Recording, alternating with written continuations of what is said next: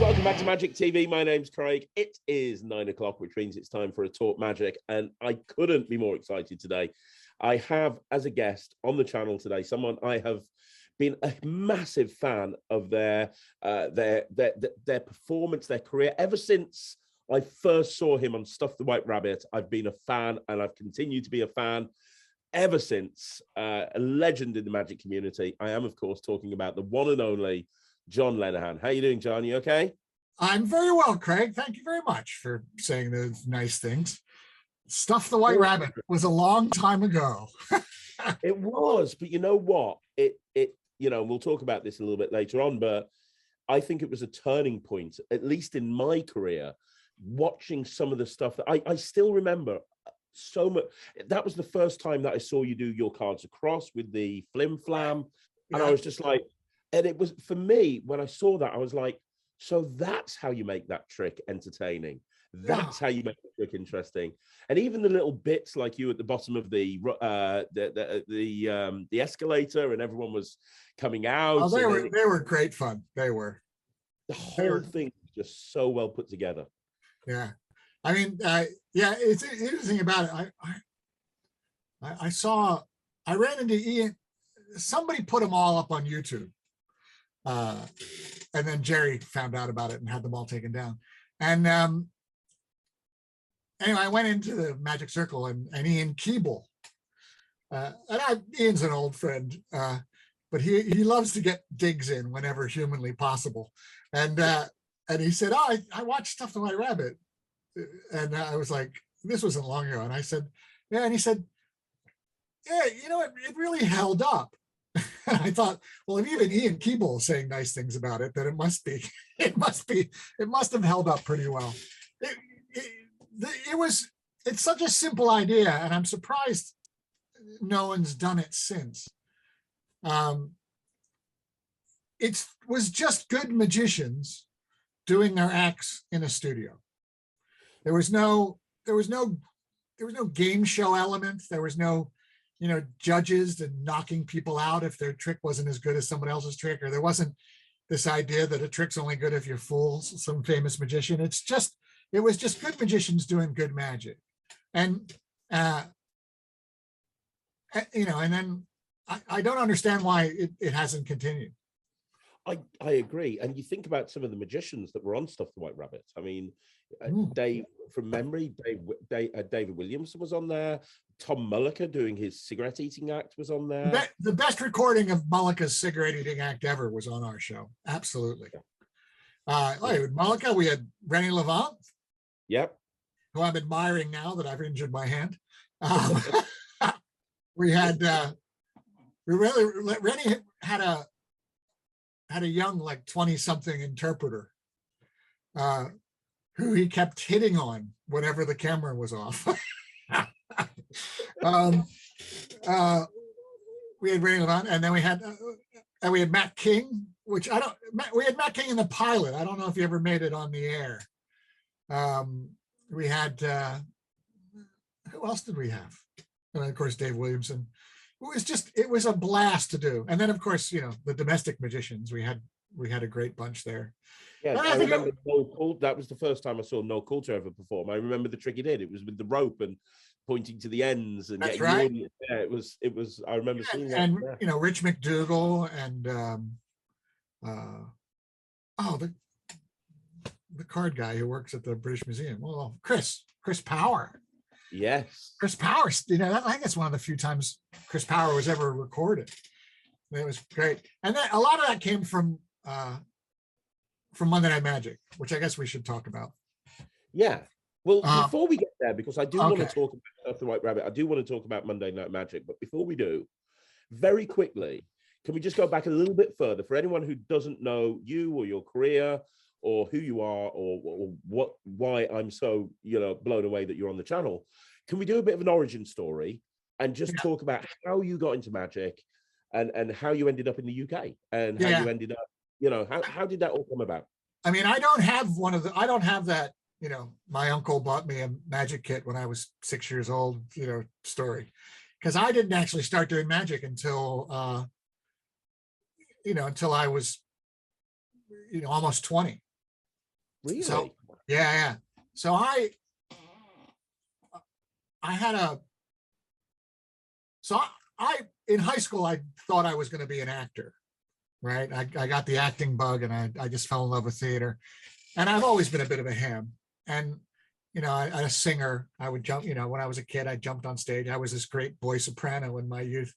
But I actually came to revelation my senior year in high school, and I had this idea of running away to New York and kind of thing. And I just had this revelation that, I wasn't the best actor in my high school.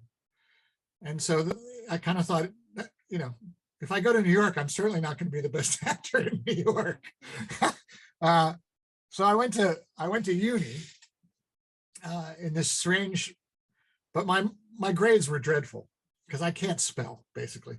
But I got into a kind of a low level uni where I went in the summer right out of high school. And then I had the September to Christmas term off. And then I went back after Christmas. It was this weird thing. So anyway, I had this time off where all my mates were at university, and I was, and I discovered juggling. A friend of mine had a book called The Art of Juggling by Carlo. And he was a hippy dippy who thought juggling, could change your whole life. And I guess saying that, it did. One of the pieces of advice is for hecklers he always had is that if you got heckled, you should turn to the person and say, this is all part of the experience of life, and we should all be in harmony together, which, by the way, doesn't work as a heckle comeback. Just want to let you know. Anyway, I got obsessed with juggling. And so I got a job. Then I went to uni, and then I got a job in an amusement park as a juggler. There was this amusement park in the Poconos. I won't even say the name of the place, because I've since found out that it was a mafia money laundering operation, right? So it was a really bad amusement park. And the minimum wage at the time back then was like $2 an hour. And I showed up and did this. I had like a 5-10 minute juggling routine, which wasn't really very good.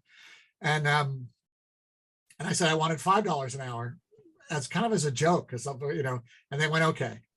And but after a while they started to realize I wasn't a very good juggler. And so I went to a magic shop. This is in northeastern Pennsylvania, Wilkes-Barre, Pennsylvania. And the magic shop was run by Harry Crawford. And Harry was an old vaudevillian magician. He had an act with his wife and his dog called Crawford and Gloria. And he had a really nice magic shop. And I went in there to just kind of boost my juggling act. Is there any trick I can do? And he sold me What's Next, which is a trick I still do. The one with the dots on the board? Yeah, and you turn it around and yeah. There's a guy, I just bought a new version of it. There's a guy who's made one that looks like a piece of cardboard where the dots have been drawn on with a magic marker. Oh, nice. Yeah, it's really nice. If I highly recommend it, and I'll send you a link if you want to add it to your notes. I'll put a link in the description. Yeah, because it's a really nice prop. If I started digging, it would be embarrassing. But that went well. And then I did another trick. I bought another trick from him. Now, in the meantime, they were disillusioned with me at the amusement park. So they made me only juggle half the time. And then the other half the time, I had to wear a 7-foot bunny rabbit outfit. I had to wear the fur, as they say. And it was hot and horrible. But then I went back to Harry one day and to get another trick. And he said, show me the last trick. And I showed him what I had done with it. And I had added something. I can't remember what it was. And he liked it. And he then took me under his wing a little bit. And, he was always selling me stuff. He was a dealer, but he was great. He was a great magician. He had great philosophy on magic, and he gave me my rules of magic. And my favorite rule of his was, know what you're going to do next. It's such a simple thought, but it's something that most magicians don't do. They get a pile of props, especially if they're doing platformy stuff. They just get a pile of props, and then they do a trick, and then they look at their props and go, "Oh, I'll do this." But what he really meant was, of course, write a show. Yeah. You know, have a beginning, have an end. You know, and really that's what a show is, you know, a show really is a beginning and an end, and then the middle has to work within it. So so know what you're going to do next. And then he also said, if you want to make money, look like you don't need it. Okay. Right. And that's just that's for the street as well. If you become a street performer, if you look like a bum, you don't make as much money as if you're dressed up. Yeah. And so, and then don't have a drink before you work, not even a glass of wine at dinner. And I've religiously stuck to that through my entire career, which is, I'm sure, saved me from becoming an alcoholic in the comedy clubs, where so many of my peers did. Yeah. Along with other substances that go up noses and stuff. I always worked completely sober. And then I was usually the compere. So I usually was the last one on stage as well. So by the time I started drinking, everybody else was, you know, already toasted. So it saved me from alcoholism. And then he also said, don't screw around with chorus girls, which I always took as a guideline more than a rule. He was in a double act with his wife. I think maybe he got in trouble himself with that. But anyway, he had a good shop, and from there but I didn't do any kind of close-up magic much until one of the guys at the club invited me to Steve Dushak's house. Do you remember Steve Dushak? Yes, bought out the Chinese coin and the he had the transpo, but his big hit was Wonder Bar. Oh, which was a little metal cube that levitated inside a test tube. Yes. And he was a lovely man, actually, and a really clever guy. And he had a house in northeastern Pennsylvania, and a bunch of us would go up there. Mark D'Souza, I think, was one of the people I met there, I think. And he used to have little soirees like once a month. And I remember going there, and I was working professionally in another amusement park by then. And I said, I don't really do close-up magic. And they went, how do you get any work if you don't do any close-up magic? And then somebody there showed me Dai Vernon's Hang Ching Pin coins through the table. His that great routine where you leave the coins on your leg. Do you know that? It's in the Dai Vernon Book of Magic. It's and I was just blown away. I'd never seen anything like it in my life. And so I got the Dai Vernon Book of Magic, and then became a Dai Vernon disciple, you know, just devoured everything. And that's kind of changed my life too. You know, I the last time I was at the Magic Castle, it was late at night, and it was one of those situations where some people had gotten there and hadn't seen enough, and nobody was around, or else I wouldn't have done it. But then I sat in Dai Vernon's, you know, corner with his table, and I did for him. I did Ambitious Card and Triumph for these people at Dai Vernon's chair, and it was just so wonderful. But it also made me realize how much of my repertoire is in fact his. You know, yeah, it's quite remarkable. But anyway, so I kind of went back to university, discovering magic, and I spent my entire time at university, you know, educating myself with a master's degree in magic while I flunked out of university, basically. But there was an amusement park near the university. This is not the Mafia one that I was with, but it was called Knobel's Grove. And Knobel's Grove is one of the great American amusement parks. It's run by the Knobel family. Ebenezer Knobel started it as a hunting lodge in 18 something. And it has some of the best roller coasters in America. It's a great place. And but in the middle of absolutely nowhere in the mountains of Pennsylvania. And I went up and I said, you guys need a strolling magician. And they said no. And I had a kind of a surrogate grandfather. His name was Joe Skelly. And he was a salesman. And he loved selling. And he used to tell us about sales techniques that he made. He sold Stetson hats. And my brother listened to him, forever. And my brother became one of the best salesmen. He worked for American Airlines in the country. But I remember Joe once telling me that when someone says no to you, pretend you don't hear it. And I went in and said, you got to do it. And I finally convinced them that they had to see me do a show in the park. And so back then, my early days of magic, I decided that I really wanted to do the classics. Yeah. Actually, I have to go back. One of my other biggest inspirations before I was a magician was Teller. I saw Penn and Teller on the street in Philadelphia. They used to be called the Asparagus Valley Cultural Society, and they were street performers in Philadelphia. And so I went and saw them. And Penn was great. They did separate shows. Penn did his juggling shows, but then Teller did this unbelievable street show, which was just Miser's Dream, linking rings, and needle swallowing. And it was beautiful. It was one of the most remarkable things I've ever seen on the street. And so I decided that when I kind of learned about magic, that I wanted to do the classics.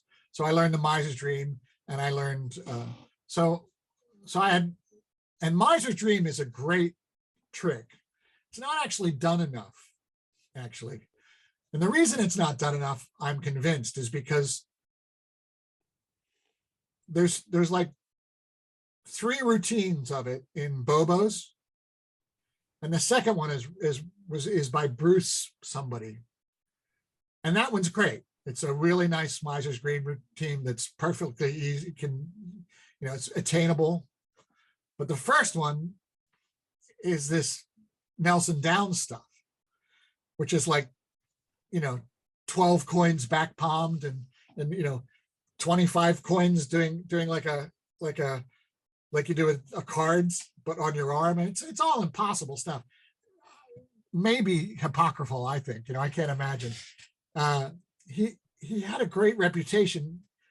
There was a story that he had to quit being a telegraph operator because his dexterity was so much that he typed Morse code so fast nobody could read it.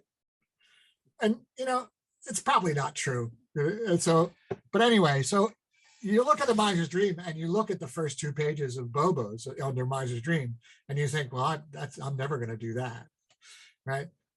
But anyway, Miser's Dream's great, especially when you're on the street because of the noise. People can hear it. And of course, kids love the Miser's Dream too, because you're doing what kids can't do, which is make money, and so the Knobel's Grove used to have the park office was right in the middle of the park. And there was kind of a big open area behind it, but the park was a wooden structure and it had a porch with a fence on it. And so the Knobel family, the grandmother, the Ron Knobel who runs the place, and his kids and somebody else were all sitting on like these sofas that were facing towards the park. I was on the porch with my back to the park. No, sorry, they were sitting there with their backs to the park and I was on the porch. And as I was performing, people walking around the park saw me and were coming up. But the Knoebels family didn't know they were there. And I finally came out, I did rope. That was the other thing. Cut and restored rope was another of my classics. And I had the kid up and I did finish my rope trick. And this crowd of about 40 people broke into applause and they didn't even know they were there. And so I got the job. And for 3 summers, I was their official wandering park magician. And that was really, that was really my university education, and it taught me how to be a street performer. Well, it taught me half of how to be a street performer. It taught me how to get a crowd. Yeah. So then when I finally flunked out of uni, I went back to Philadelphia, which is where I'm originally from. And I got a job as a bartender. And I started, that's when I really started doing lots of close-up magic, because I would have regulars. You were doing it behind the bar? Yeah. So I had regular customers. So I'd have a new trick every week. So my repertoire really grew. And then I heard about this hotel in the suburbs of Philadelphia, it's Valley Forge. There was a Sheraton Hotel in Valley Forge, and they had I can't remember, I think it was an ice skating rink, an indoor ice skating rink that no one ever used. And this guy took it over and he put a dinner theater in it, kind of like a Las Vegas show. It was a, all right, hold on. I have to turn my phone off or else it'll ring on you. And so it was like a Vegas show. It had like, or like a cruise ship show, almost like a resident show. It had a bunch of singers. It had girls in scantily clad outfits with lots of feathers. And then it would have a guest entertainer. And one of the guest entertainers when I was working there for 2 weeks was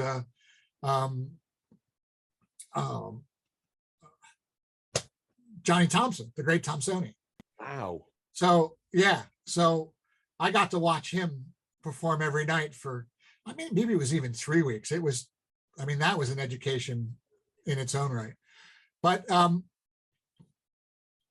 it was a big room, and then it had balconies, and you came in and you had a meal, and then there was the show. And when I looked at it, I thought, and I've been reading too in these magic magazines about magicians who had these close-up residencies. People kind of didn't do that. This was in the 80s, And so anyway, I went in and said, I want to, do magic around the tables. And they said, no. And I said, well, you got to let me just do it. I'll do it for free. And they went, no, absolutely not. And I think the guy's name was Tony. I can't remember. He was the manager. And he just wasn't interested at all. So I left.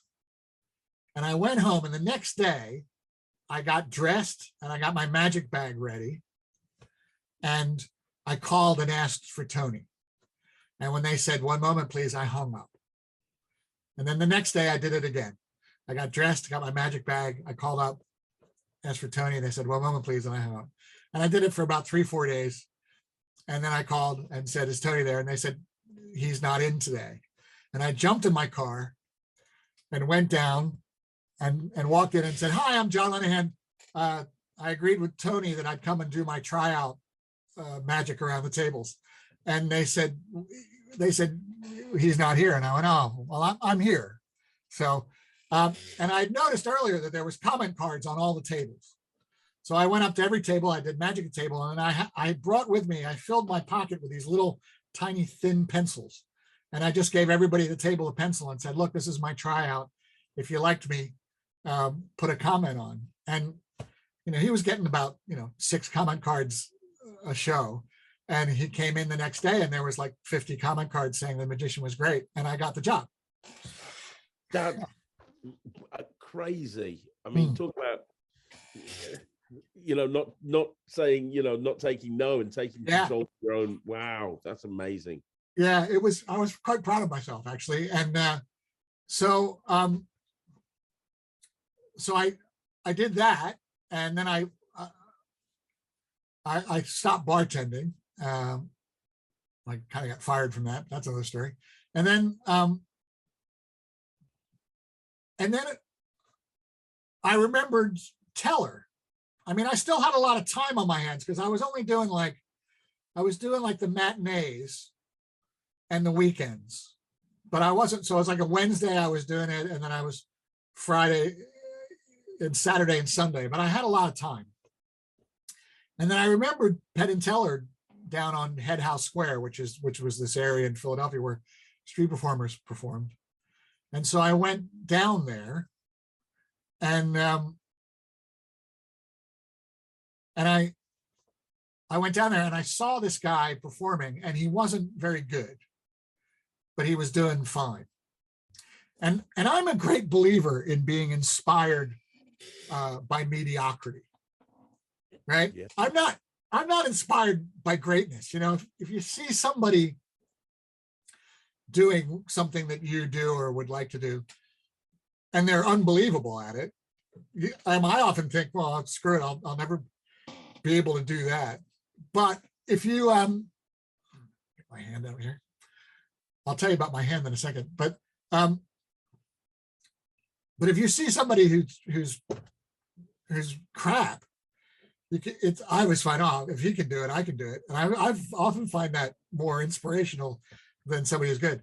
And so I remember I talked to this guy afterwards and said, how do you perform around here? And he said, oh, there's a license and there's a waiting list, and you're not allowed. And I was like, oh, okay. And then I hung around and I saw this other guy. He was a juggler who was really, really good. And I said, afterwards, I was talking to him, and he was really nice. And I said, I was thinking about setting up over here, but the guy said you needed a license. And he went, oh yeah, no, he's lying to you. He's an asshole.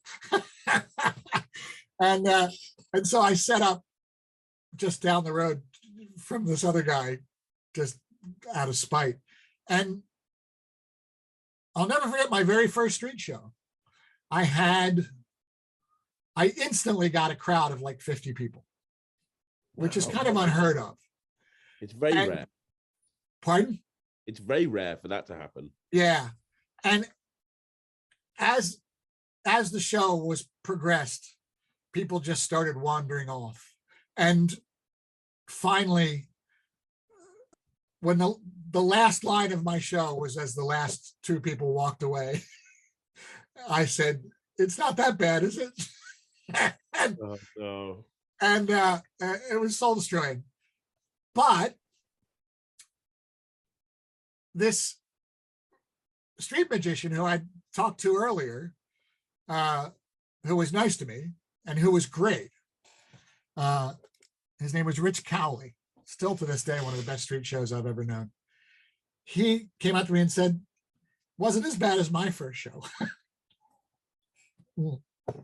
And he gave me a couple pointers, and I just thought, I'm not going to give up on this, because that's the other secret to success for anybody who wants to become a professional magician, is just don't give up. I mean, it's very, very simple. As Nike says, do it and then don't give up. Because all of the people that have made it have weathered, and I'm talking about comedy especially too, because I spend so much time with comedians. They've just weathered through, just being humiliated and just having these horrible, horrible experiences. But if you give up, there's no guarantee you're going to make it. But if you give up, you're guaranteed to fail. Yeah. And so I went back at it, and I got good at it. And I started making a lot of money. And then I realized that that I could travel with this. So in 1984, I packed I sold everything I owned, kind of thing, and packed my magic act and decided I was going to travel around Europe for a year as a street performer. And your plan was to do street shows? Yeah. And so I went to Dublin because I had almost family in Dublin. And I became an Irish citizen as well, which my brother had done before me. I can do because of my parents, my grandparents, actually. And then, so I went and stayed with friends of the family, friends that were almost family. And I went out on Grafton Street my very first day. This is 1984. And I made 100 pounds on my first day. That's pretty good. Well, that was like a workingman's weekly wage at the time. Yeah, exactly. And then, so I spent a lot of the summer in Dublin, kind of running from the police, the guards, because it was illegal. I used to work outside of the Woolworths. Woolworths was closed down, so there was construction going on in it. So it was an empty space. And across of it was a wimpy burger bar. And so what I would do is I would go in, and there was these two policemen, guards, patrolled the street. So they walked up to Stephen's Green. And then when they walked down, I realized I had 35 minutes, 40 minutes maybe, before they got down to O'Connell Street and then came back up. So I'd go out, and I used to do quick shows. I did like 12-minute shows. I did just to do two 12-minute shows, and then I'd run back in the wimpy bar and have a cup of tea and wait for them to come up and down, and then I would run out. And then when they moved me, I remember the second time they moved me, the guy said, "We moved you yesterday. We moved you." And I said, "That was yesterday." I said, "You'll never move me twice in one day." And they went, "Okay, fair enough." And he said, "By the way, if you do that on the gates of Stephen's Green, that's not our beat." So when I got moved there, I would go to there, and then sometimes I'd go to O'Connell Street, but it was rough over there. But I did really well in Dublin. And then I decided I wanted to buy a car. So I went and bought a newspaper in Dublin that had all the used cars in it. And then that day I went to the Guinness breweries to do a tour. You do the tour, and at the end of the tour, they have a pub in there, and you get a free pint. And I sat down at the bar with my free pint, and I opened up the newspapers, and I don't really know anything about cars, and I just assumed cars were the same all over the world. Yeah. And I'm looking at this stuff, and so I said to the bartender, what's a Cortina? I mean, I don't. What kind of car is that? And he said, "Oh, you're looking. I got a car I'm selling." And he took me out in the parking lot, and he had a Renault 4. Do you remember them with the stick shift in the dashboard? And he said, "The windscreen wipers don't work, but don't worry, it doesn't rain much over here." And so I bought his car, a trusty little car, and then I traveled all around Ireland. Well, I went to the Galway races. That was my idea, was to busk at the Galway races. And on my way to the Galway races, my car breaks down in a town called Enfield Meath. And there is just nothing in Enfield Meath except one pub called the Bridge Pub. And I was stuck there for like 4 days while my car was getting fixed. And so I went in the pub night and I started doing magic. And I also went into the betting shop, which was also next to the pub.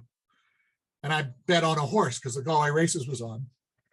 And I did some magic for these guys at the pub at lunchtime, and then went to pay for my drink, and my betting slip came out, and they said, "Who did you bet on?" And I just gone and picked a horse, and it came in at like 30-1. And all the other people that see me do magic went and put like 20 quid on this horse. So I was like a god in this town. And anyway, I kept telling everybody, I was like Wednesday, Thursday, Friday night. I said to everybody, look, I'm going to be doing a show for the family in the town square on Saturday. And just word got out, like the whole region. And I was this kind of one-man circus, and everybody showed up. And it was great. I did a show, and then the pub hired me actually on the Sunday to do a Sunday lunch in the pub. And it was just, it was really an interesting thing to do. Interestingly enough, I don't know, 5 years later, I'm on my honeymoon in Ireland, driving, and all of a sudden I'm in Enfield Meath, and I just turned to my bride and went, oh man, I remember this town. I was stuck here for 4 days. There was nothing to do. And I said, let's have lunch in the pub. And I went in the pub, and the pub had been redecorated. And the ceiling had all been painted except for this circle around my card that I'd done card on the ceiling with. And they had painted around it, and it was the little circle. It was still up there. And I went up to the publican, and I said to him, that's me. That's my card. And he went, oh, and he looked around and he said, it fell down, but I hope you don't mind. I stuck it back up because people ask for it. So anyway, that changed my whole touring around Ireland thing. So that's what I would do. I would find towns on like a Wednesday night, and I would go into a pub, and I would just make a spectacle of myself in the pub, and I just do tricks for free and for beers. And I'd say, I'll be back tomorrow, and there'd be more people. And then Friday night, I'd do a little show in the pub, and I'd pass the hat in the pub, but people would hear about me. But I kept saying to everybody, it's Saturday in the town square. And I just did that week to week all around Ireland. And it was quite remarkable. And then at the end of the summer, I ended up in Letterkenny, at the Letterkenny Folk Festival. So Letterkenny is on the border of Northern Ireland. And I had gone to Belfast and tried to be a street performer in Belfast, but this was like the height of the Troubles, you know? Yep. And the police were not having it at all. Like you couldn't have a crowd in Northern Ireland in Belfast. So I did the Letterkenny Festival. I wasn't quite sure what I was going to do next. And I met this guy, and he said to me, you should do Northern Ireland. I said, well, you can't because there's the Troubles. And he said, you should do the Village Fates. And I said, well, that sounds like a great idea, but I don't, when are the Village Fates? He says, well, that's my burger van. And I have the list of all of the Village Fates. And so I just followed this guy around for 2 weeks. And every night we went to a different Village Fate. Wow. And it was in the height of the Troubles. And no one was going up there. And they were so grateful that I was there. And I made a fortune, like just a fortune. And the crowds were so friendly. My biggest problem was, I called it the creeping crowd disease. So, when you're a street performer, you have to, what they call build an edge. Yep. So what you do is you start with a crowd, and then you turn the crowd from being a mob into an audience, and you kind of line them up so that they're straight. Well, when I would do these shows, these people would just unconsciously just creep in. So I wouldn't have any space, and I would have to push them back, It was very funny. And I had a whole routine on it called the creeping crowd disease. And then I came to England, and of course, England is the absolute opposite problem. You have the drifting away audience in England. Yeah. So that was all quite, just magnificent. It was just great, actually. And then I ended up in Liverpool because I had a mate who lived there. And when the winter came, of course, I had trouble, making any money. And Can I ask one thing? At what point is it? Because you said you were going over to Europe for just a year. Is this still within the year, or did you get to the point where you thought, you know, yeah, what? that's that summer. That's that summer. So I arrived in the beginning of the summer, the end of spring, and Did then that, and then went over to Liverpool. and then when that was all done, I went to Liverpool for the winter, Got it. which is a bad place to spend a winter. And this bedsit I was staying in, and basically I had the place to myself. He was actually living. He was another Irish guy, and he was living with his girlfriend, but didn't want his mother to know. So basically, when the phone would ring, I'd say it'd be his mother, and I'd say, "Oh, Frank, he just stepped out," and then I'd call Frank at his girlfriend's house and say, "Call your mother." You know, so I just kind of placed myself, and it was one of those things where you had to put coins in the, for the electricity. Yeah. So you'd be sitting there. Yeah. 11 o'clock at night in your underwear, and all of a sudden all the lights would go out. You'd have to crawl in the dark in the hallway, and you can see your breath in the bathroom in the morning. I mean, it was just awful. And I was losing money because I was spending money and not making money. This was in Penny Lane is where it was too, right up from the Picton clock. And I walked down to Penny Lane this one day, and it snowed, and it was miserable. It was cold. And I was standing there just feeling sorry for myself. And a truck came by, and like a slush puddle covered me with muck. And I couldn't have been lower. And there was a travel agent there, and I went and I walked into the travel agent and I said, "Where do Brits go to get warm?" And he said, Tenerife. And I said, "Great, I'm going for a month tomorrow going for 2 months tomorrow." And I got on a plane and then went to Tenerife, and then had remarkable experiences. I was a street performer there, and then I used to do shows in discotheques at 3 o'clock in the morning, where basically they hired me to make people go away. It was horrible, but it was very mad and bohemian. And then I finally was going to come back to London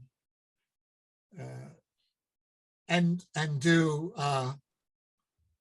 Covent Garden and go home. And so I came back and started doing Covent Garden, and just found it a remarkable place. It was the thing about my entire magical career up to Covent Garden was that I was alone. Yeah. I mean, I kind of taught myself. I had a magic club in Philadelphia, and they were great. But they were almost all amateurs. And there's nothing against amateurs and stuff, but there's a difference when you're collaborating with professionals, and there's a difference. I love amateurs, don't get me wrong. I think amateur magic is the heartblood of magic, but amateurs don't care about the performance as much as the magic. And one of the reasons for my success is that I, in fact, care more about the performance than the magic. I love magic. I'm a student of the art. I am a magician. It's the first thing I say I am, but really, I'm an entertainer, And then I came to Covent Garden, and the place was just filled with professional street performers. And these weren't junkies that drummed on trash cans. These were, and great magicians. And you had to audition for there. There was a group that was funded by the GLC called Alternative Arts, and you had to do an audition for Alternative Arts in order to be able to sign up for the shows. And my first show was about like 4 p.m. It was starting to get dark. There wasn't really any audience around, and this woman from the Alternative Arts was watching it. But word had gotten out that this magician was doing his tryout, and sitting on the curb was Nick Nicholas. Do you know Nick? Great magician. He was a youngster. Nick Nicholas, Leo Ward, who has since gone on to be a great cruise ship entertainer, illusionist. Duncan Trillo, who runs Dave Brown. Dave Brown's a great magician. You don't see him much around anymore. He had a back injury years ago. You haven't seen him perform much, and he was a great magician. Really, really good street performer. I think somebody else was there too, but it was just this row of great magicians and a drunk and this woman that I had to impress enough that I was doing a show. Anyway, I reached in my pocket for a handkerchief and my thumb tip fell out and it rolled down the cobbles to Nick's feet. And Nick picked it up and I thought he was, fellow magician. I'd met him. I thought he was going to cover for me. And Nick picked up my thumb tip and went, what's this for?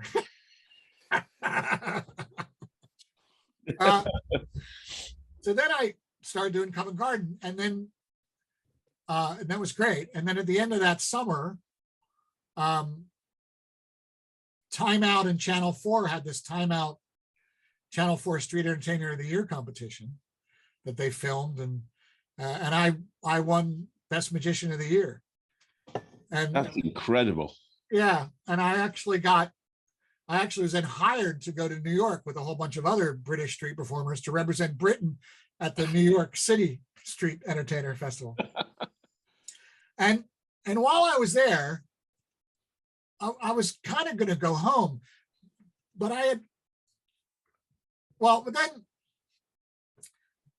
but before I went to America, so then I kept hearing about these comedy clubs, right? Because you got to remember, alternative comedy was kind of just starting then. Yeah. There's places like, the comedy store and Jongleurs, but also there was like 1 million tiny comedy clubs in London. Time Out magazine you could put a free listing in Time Out magazine. They were like, each listing was like this big. And there ended up, in the heyday of the alternative comedy market, there ended up being like 8 pages of them. That's how many comedy clubs there were. And most of them were just a room above a pub. And there would be 4 acts. And the money, the guy who ran it would get the room for free. And then it would be like 3 quid at the door or 5 quid at the door. If not even 5, I don't think. And then he would take the money and he would split it 5 ways between the 4 acts and the guy who organized the event. Usually he was the compere as well. And there was 1 million of them. You could easily do 2 a night. You could easily do 3 a night. And that's what we did. And so you'd make like, 40, 50 quid, but you'd jump around. And so you'd show up at a gig and they'd say, who's doubling? And that's why there was no headliners, because you didn't know if the other guy said, I got to go on now. I'm doing another show. And then Jongleurs was the biggest club. Yeah. And Jongleurs was in Battersea. And years later, in order to get on the books at Jongleurs, you had to get on a list and you had to do a 5-minute open spot. And then you had to do the 5-minute open spot like 5 times. And you'd only get to do it like every 2 months or something. And then maybe you get a 10-minute spot. And then if you're finally there at the 10-minute spot, you then get a 20-minute tryout. And if you pass that, you could then get on the books. And it would take some people like 2 years to do it. Yeah, I can imagine. And when I won the Time Out Street Magician of the Year, I called up Jongleurs and said, do you have open spots? And Maria, who was running it at the time, said, can you do a full spot? And I went, yeah. And she said, tonight? And I went, okay. And I got in my car and went down there and I did a spot, and I worked there for 25 years. Wow. It just that I'm writing a magic book at the moment. I wrote that in the book, about how to get work. And then at the end of telling that story, I wrote, this won't happen to you. And so then I instantly started working there and the Comedy Store and then everywhere else. And that was and once again, you talk about a community of people, that in Covent Garden, there was this great community of people that I, became lifelong friends. And then here I was in clubs working with Paul Merton and Julian Clary and Jack D. And I became a compere as well. I became, pretty much the number 2 compere on the circuit after Arthur Smith. Wow. Saying that, when the Comedy Store was in Leicester Square, I compared there more than anybody. So I was doing, I was doing a full weekend there, like Thursday, Friday, Saturday, 2 shows a night, every 3 weeks. And they were just amazing times. And I worked with absolutely everybody you can think of in the comedy world. And they were great.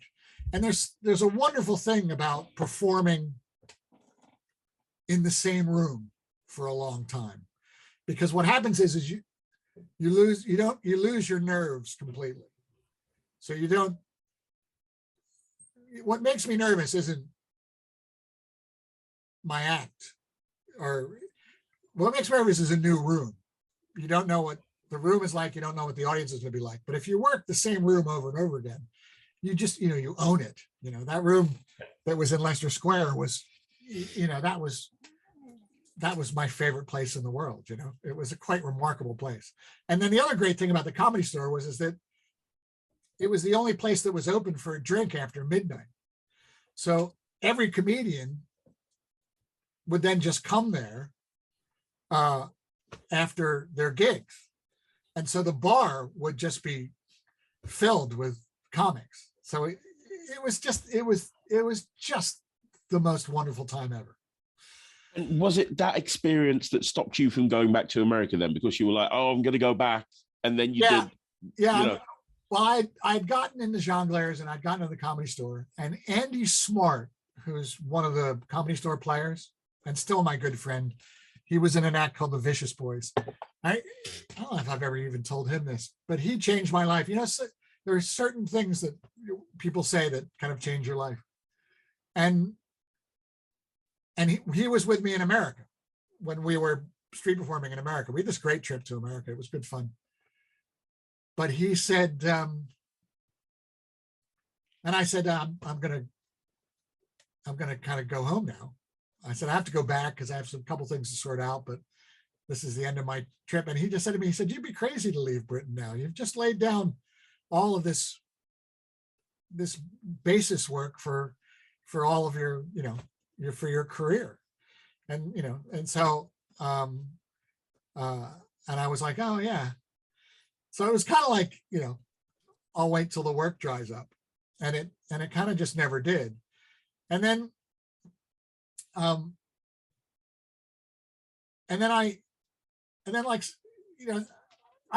this thing I was being bullshit about getting this job doing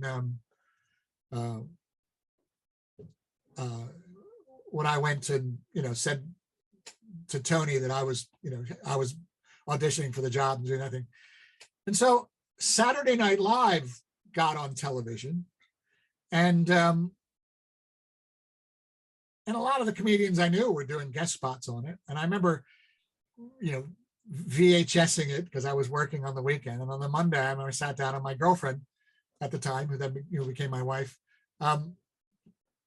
we watched it, in our pajamas one morning.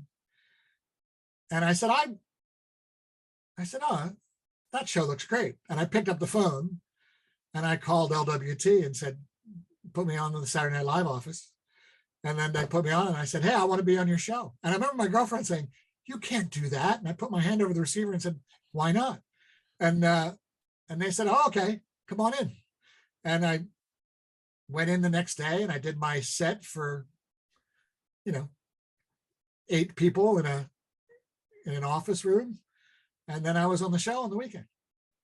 Wow. If you don't ask, you don't get, kind of thing,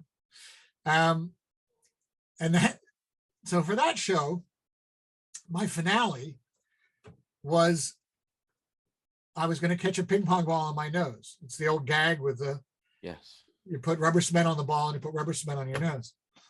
And the show was, do you remember it? This is the original one with Ben Elton. Yeah, I do a little bit, not too much, but I do remember it. Yeah, yeah. The set, it was a huge studio, and the set were these huge inflatables, like 2-story highs, like gorillas and dinosaurs, and the audience was standing and kind of mad, but the audience was standing, but they were also standing in where the cameras were rolling, right? And they also had a camera on a crane, which no one had ever had before, that gave these zooming shots. And I was convinced they were going to kill somebody with this. They would zoom right into the audience. But the audience was actually in the way of the cameras.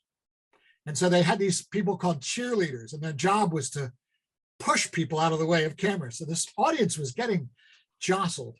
And I was waiting to be introduced live. And, and millions of people watching TV, nobody watches TV like that anymore. It was, I don't know, it was like 10 million or something. I don't know the numbers, but millions. And as Ben Elton was doing this monologue, the camera moved around, and this woman kind of jumped up in the air because she was pushed, and she actually was lifted in the air and was deposited on the stage on my mark, like where I was going to go. And she's like lying there, not knowing how she got there. So I run down and help her back into the audience. That's how mad it was. And then I go back and hide behind my inflatable dinosaur. And as he's starting to introduce me, this young little woman, small woman, comes around behind me, and she comes up and she's got a big powder puff in her hand. And she says, I saw you on the monitor and your nose is really shiny. And she goes to powder puff my nose. And he's literally saying, we got this great magician here. And I hit her, right? I hit her, and the pink powder goes flying, and the powder puff, and she screams and runs off crying. And there's this plume of dust that I come out through, and I don't know if she's got me or not. And I go out, and I don't remember the set at all. I just remember as the ball is in the air thinking, God, I hope this sticks. And so that was good. That was interesting. Well, the question is, did it stick? It did. Oh my God. It was fine. So that was good. And then and through all of that, I was still, I should talk about magic really, as opposed to work. And the magic all was, the thing that happened to me was,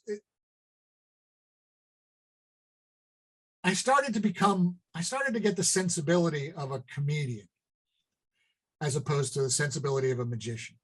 The thing about, magicians steal jokes like all the time. And it's because they don't respect comedians, basically. They don't understand that, if a comedian writes one joke, we're talking about 3 minutes of material. That's like, that's like a month's work, to get one joke of 3 minutes going like that. And of course, the great thing about the alternative comedy circuit, which was different than the club circuit up north, was that you couldn't steal jokes. If you stole jokes, you didn't get work. I know a very famous northern comedian who grew up in the working men's clubs, at the end of the working men's clubs, which I did a little bit too, because I got an agent that, I also, while I was doing the comedy clubs, I got an agent up north. And so I was doing tours with Jimmy Cricket and Ronnie Corbett and Cannon and Ball, and doing these working men's clubs. But I remember being in a working men's club with a pretty top-notch comedian. And, I said, let's go get a drink while the first act was on, even though I don't drink, but And he said, I got to watch the other comedian. And he watched, and he goes, okay, that joke's out, that joke's out, that joke's out. So they were all doing the same jokes, you know? And this famous comedian, who if I named him, you would know who he is. He came down to the Comedy Store because there was quite an animosity about this alternative comedy stuff. I mean, I did a summer season with Little and Large in Paynton. And Little and Large, well, they were kind of okay about it, but this other comedian that was on, Dudley Doolittle, I think was his name, but they were always slagging off us alternative comedians, and they were saying, "Oh, you guys, all you do is just swear," because we could swear and they couldn't. That was the big thing. And then we kind of made a big deal about not being sexist and not doing mother-in-law jokes, you know, and they were very defensive about all that stuff. Why was I mentioning this? I can't remember now. But anyway, so yeah, so I worked those guys up north, and that was an education too. Cannon and Ball were an education to work with, you know. Really? They weren't, yeah. I mean, they weren't nice people, but Eddie, Bobby Ball was a remarkable physical comedian. He was just glorious, you know, almost commedia dell'arte, even though he never studied it. He just made it up, you know. It was just quite remarkable. And then I got to work 3,000 seat rooms, you know. They were they were great, you know. And working with Ronnie Corbett was a joy too. I mean, he was proper old school, you know, but he was a joy to work with. He used to come down in his dressing gown, like proper, you know, like almost like a smoking jacket, you know, with the leather, you know, kind of tweedy thing. And he'd come down from his dressing room and he would introduce me, not on stage, but from off stage. And he was just so charming and wonderful and old school. It was just great. So that was kind of nice. So while I was doing that, I was also doing alternative comedy. And it, you know, it was just a heyday. It was just great. So I've lost my train of thought. Ask a question. Well, let me ask you a quick question before we move on with the career. This is something that every magician, I get so many magicians asking this question on the channel. How can I be funny? Now, because magicians want to be comedy magicians, but they end up it not working or whatever the case may be. If you're a magician, how can you make yourself, how can you be a comedy magician without being cringy? Yeah, I mean, that is the point. Part of me wants to say, if you're not funny, then you're just not funny. But that's not necessarily true. And the case in point, and I've written this, and I've said this, I've written this, and I sent it to him, and he's okayed me to say this. But Steve Rawlings is the case in point. Do you know Steve Rawlings, the juggler? Yes. So Steve Rawlings is maybe one of Britain's greatest variety acts, right? He's an unbelievable juggler. His act is spectacularly funny. And I knew Steve from Covent Garden. And Steve was one of these guys. There was a lot of jugglers that used to just go to Covent Garden and just practice all day long, right? They would leave their unicycles there at night. They chained up to the walls and stuff, and they would just practice all day long in the church courtyard. And Steve was one of them to the nth degree. He was just constantly juggling. He was obsessed with it. But he wasn't a naturally funny guy, Steve. And he had an act. He was very skilled. But and so he kind of, you know, nicked a joke here and there. Or maybe would even write a joke. But every joke he would do took 10 times as much effort as me.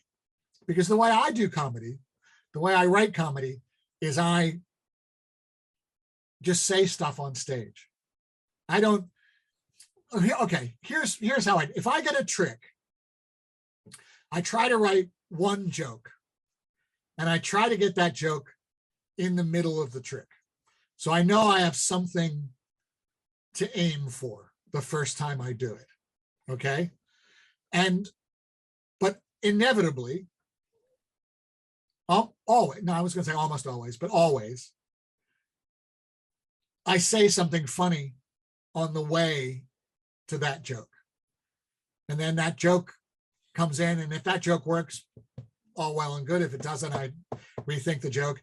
And then I usually say something funny on the way out of it before the climax or the climax of the trick.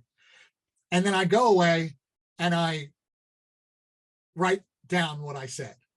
I remember, as jazz musicians call it, remembering their riffs. Jazz musicians, they know the melody, and then they go off the melody. And if they do something that's really good, that gets incorporated in the improv. It's not completely improv. It's kind of remembered previous improvs. And that's kind of how I write my comedy. Because I'm a naturally funny guy. And I hesitate to say that because I know so many people who are so much funnier than I, especially the comedians. I mean, that was the overall joy of working the comedy circuit was sitting in dressing rooms with comedians. I mean, that's just even better than performings and standing ovations. What I miss the most is sitting in a dressing room with just people, Paul Merton or Bob Mills, just funny guys.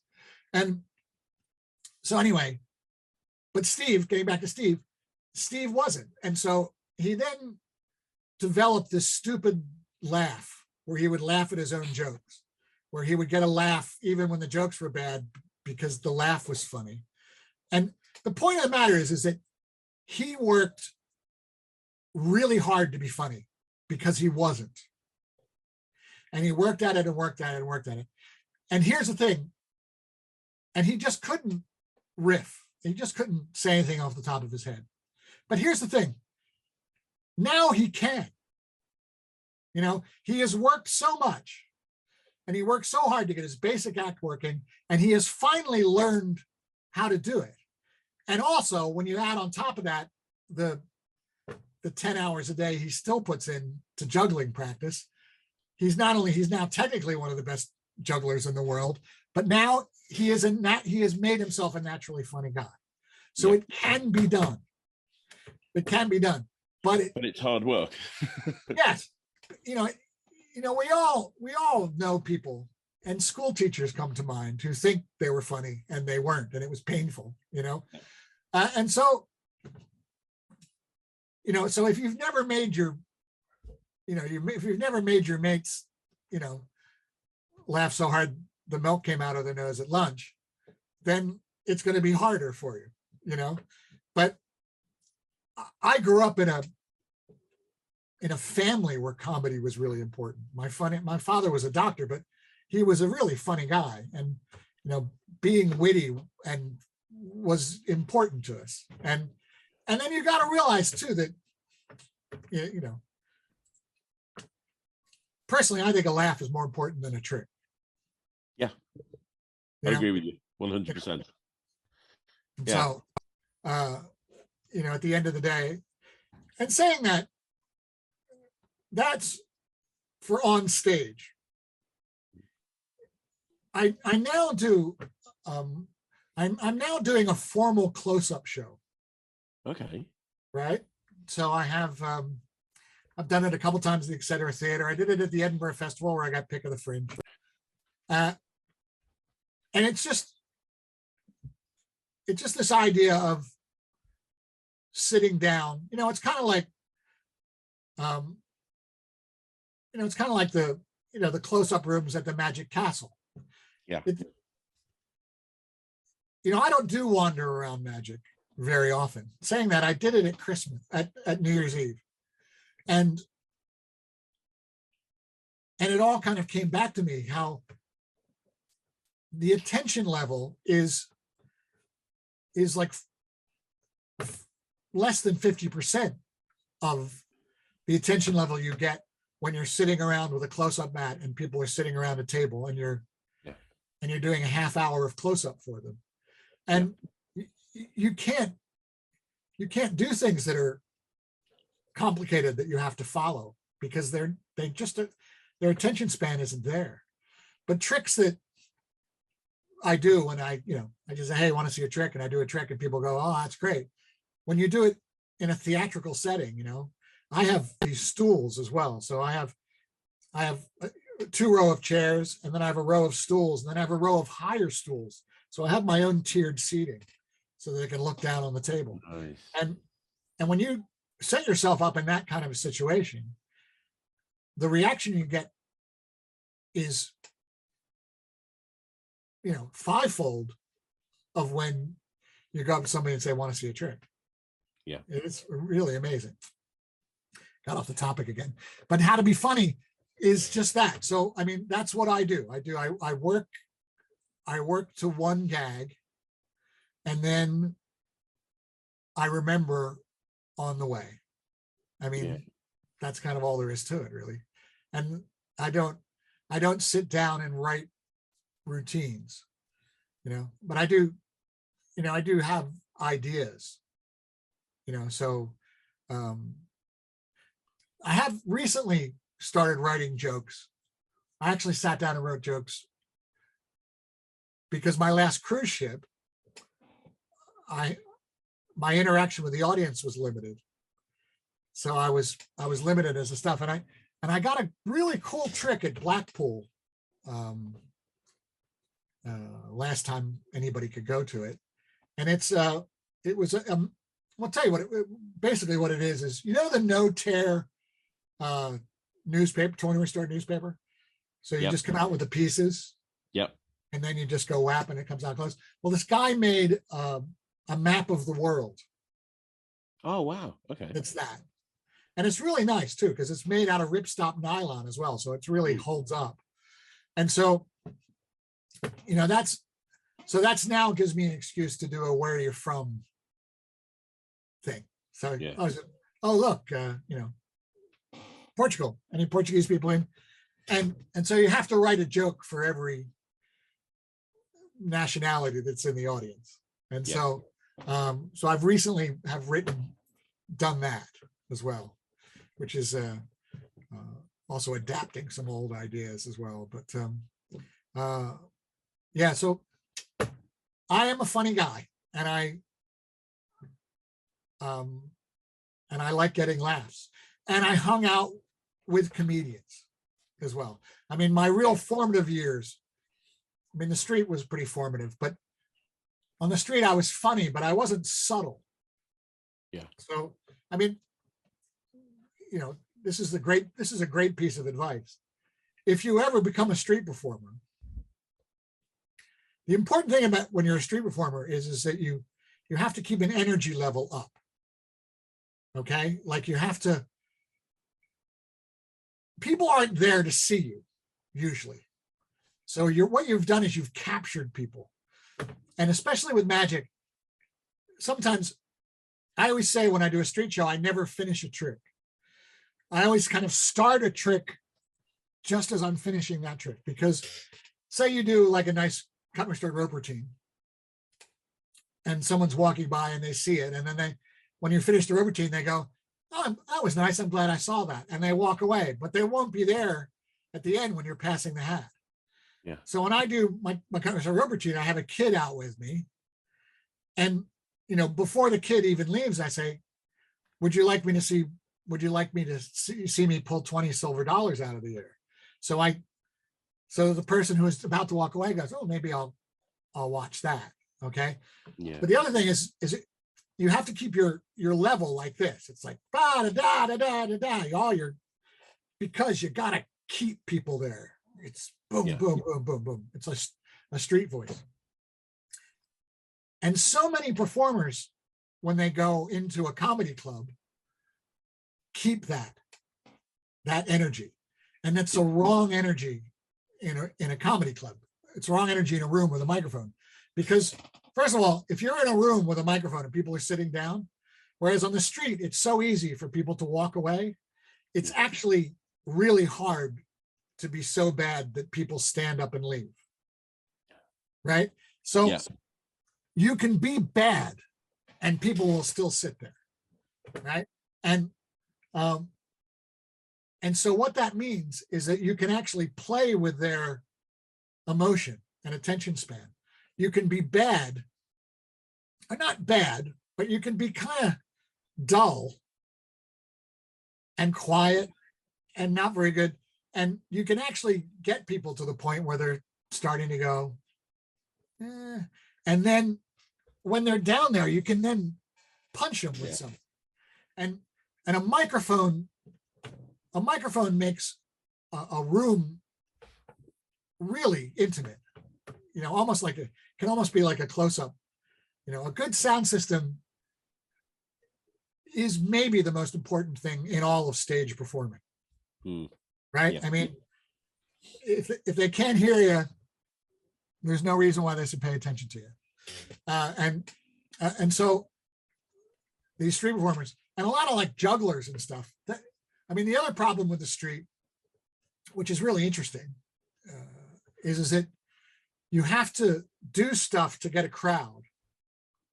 But if you get a crowd who feels they haven't seen a whole show, they won't give you that much money. So you have to kind of do stuff to get a crowd, and it has to be good enough to get a crowd, but you got to save really good stuff for your show. Yeah. And so my solution to that was I used to, play with little crowds and stuff, but I would keep saying, this isn't really my show. I'm just mucking around. And then once I got a crowd and I made it edge, I'd say, no, I'm doing my show. But you see a lot of street performers come inside and they build a crowd. They like muck around for a while. You get these jugglers who set up their props for 10 minutes, and you're like, what are you doing? These people are here. You don't have to build the crowd, just entertain them, Yeah. So I was a good street performer, but I was never a great street performer.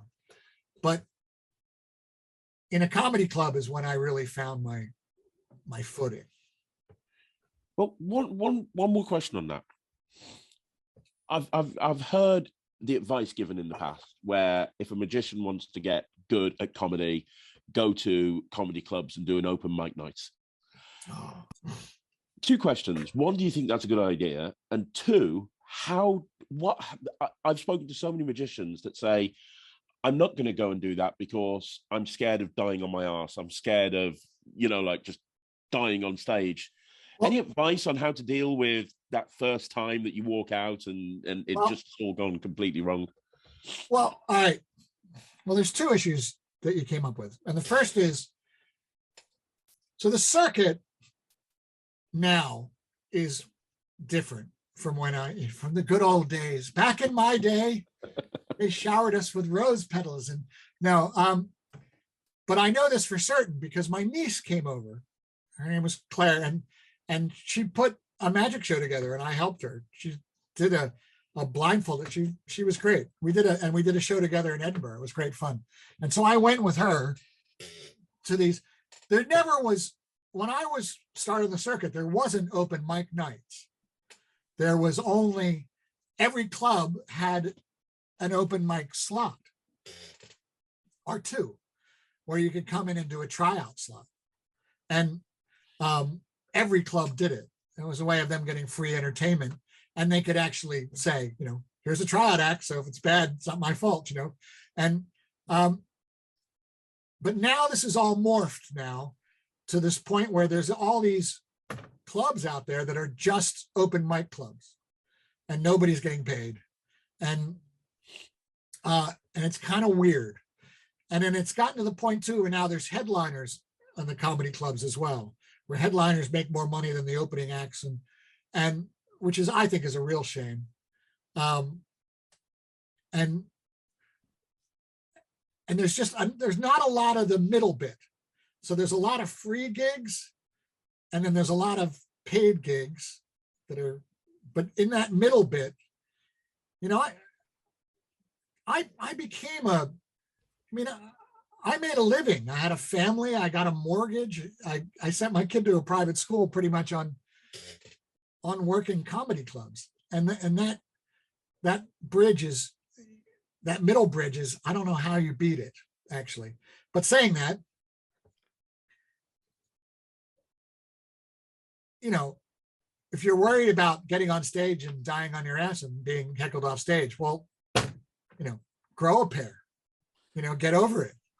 You know, I've had an audience chant off, off, off to me, right? You know, I've had audiences just hate me, you know, and, you know, just get over it. You know, I mean, that's all there's to it. I fell backwards off a 6-foot stage once, and into a speaker, into a woofer with my feet in the air. Let me tell you, people talk about that in years to come. But yeah, I mean, if you're worried about dying, you know, don't be a performer. The thing is that when you die like that, like when an audience really hates you, and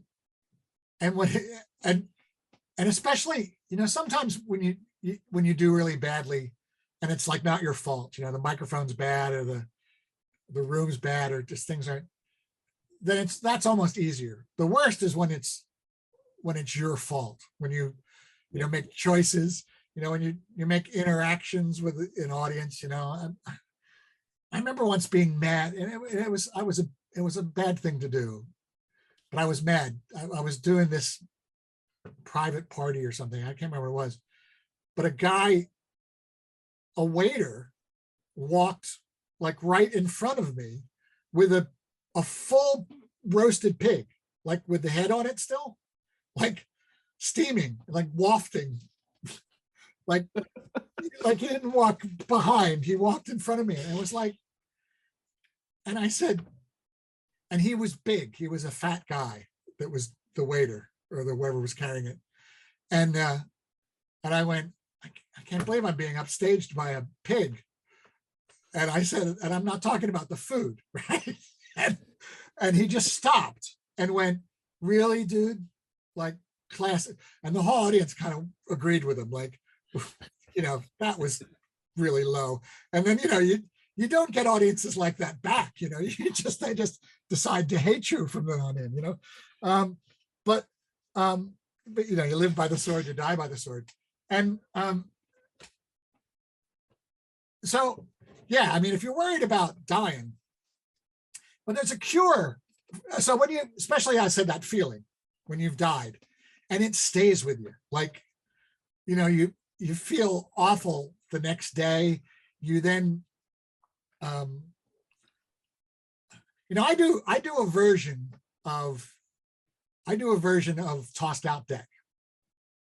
Okay.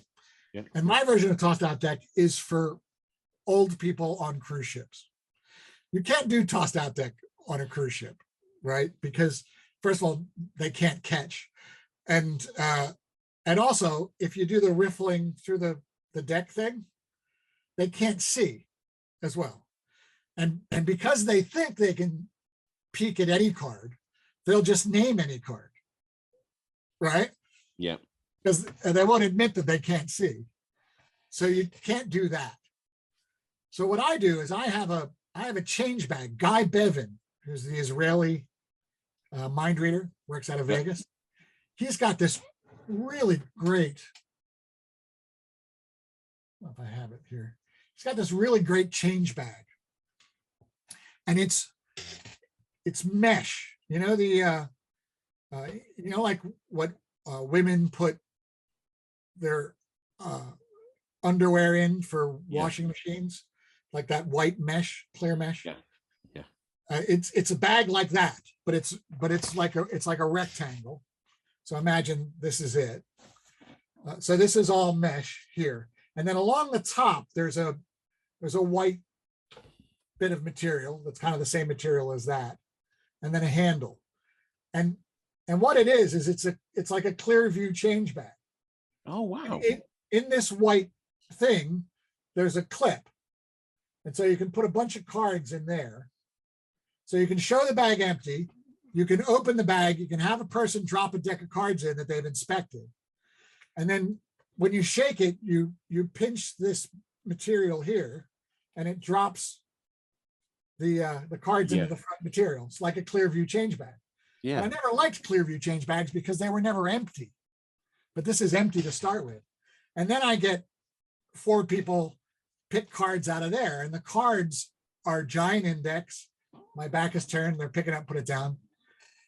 And then I do a lie detector thing with them, right? I go, hearts, clubs, diamonds, spades, and pretend I can see them blink, right? And write it down. Takes a long time.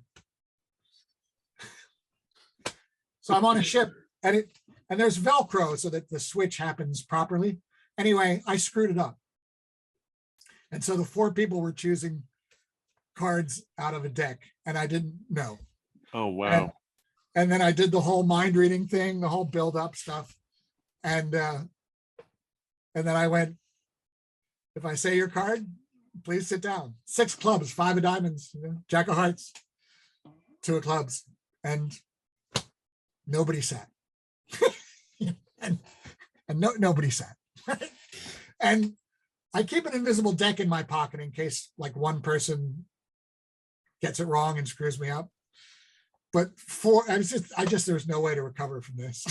Right. And then of course there's that horrible moment too that all magicians know when you screw up a trick, but the audience is still sitting there going, he didn't really screw up. He's gonna zing it now, But anyway, you go away from those gigs feeling awful because it's your fault, and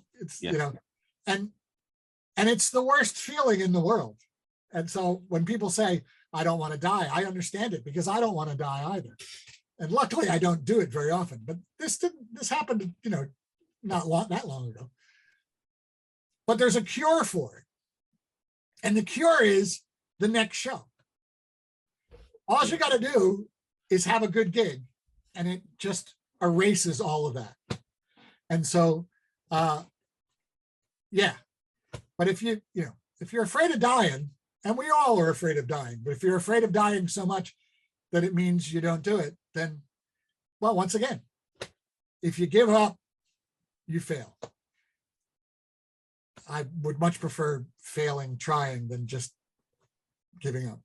Very true. Incredible advice. Yeah. So, John, we've got to a point where you're riding high, you're headlining comedy clubs, you're firmly placed in the UK.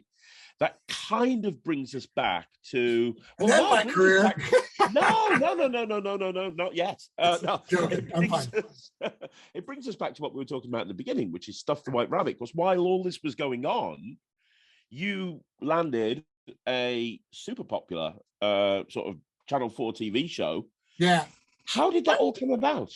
Well, you got to rewind to me being thrown out of the Magic Circle.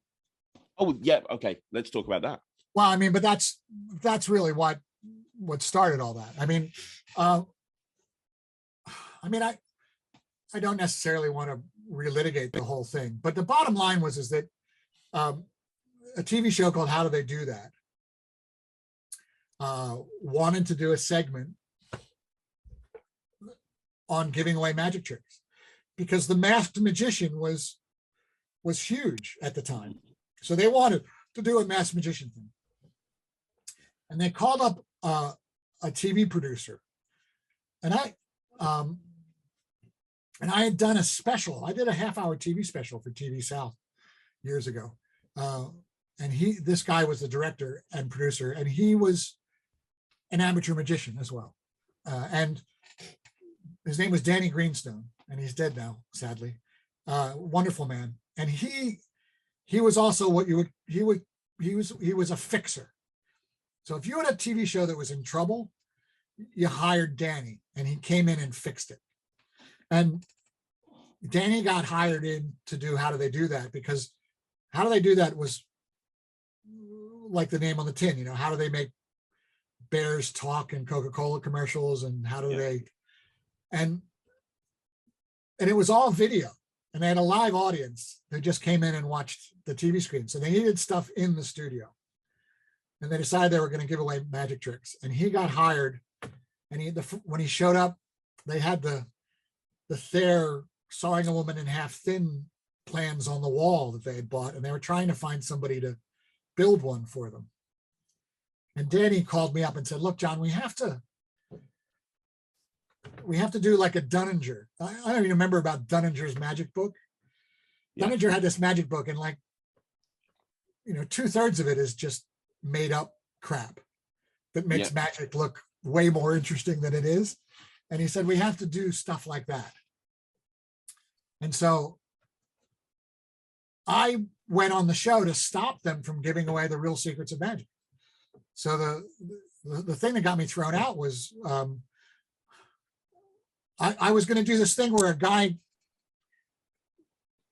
picks up his cell phone, calls his mother, asks his mother to name a card, and I would open up a box on a table, and inside the box would be an envelope, and in the envelope would be the card.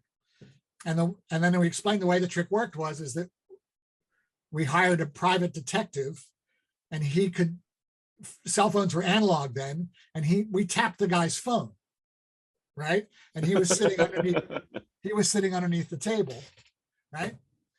So we went to do it, and we couldn't get the phone tap to work. And so Danny and I said, fine, we'll just fake it. We'll just stooge somebody.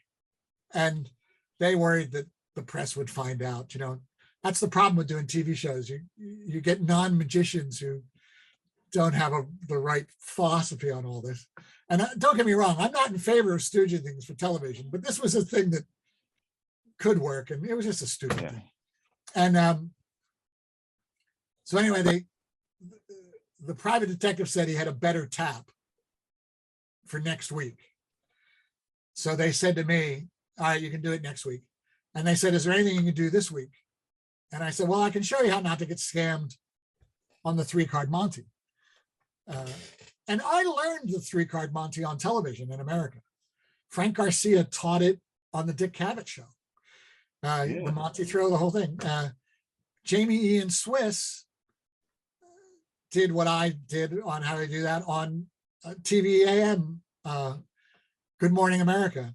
And the Society of American Magicians gave him an award for it. So I exposed the 3-card, the Monty throw and the Mexican turnover. Yep. And they threw me out, and it was huge. It was absolutely huge. They threw me out, and I called up Danny and I said, they threw me out. I had to, and Danny said, should I put out a press release? I said, all right.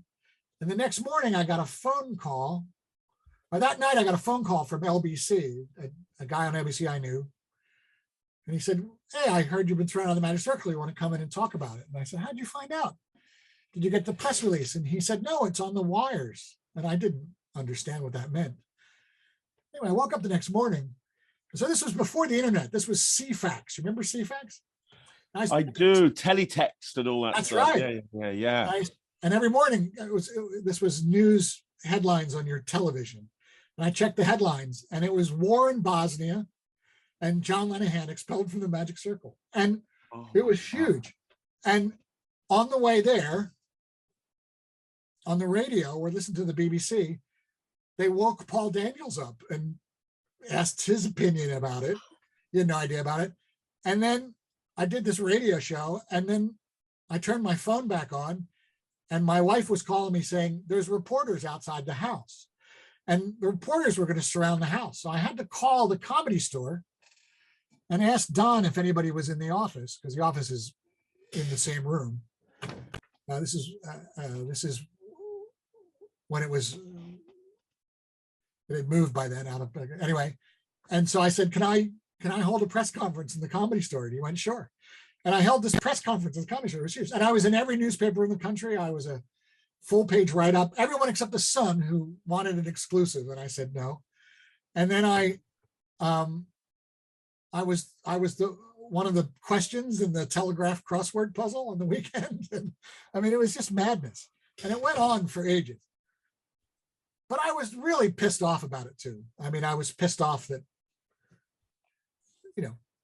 I had given my career to magic, and these guys disrespected me about it so much.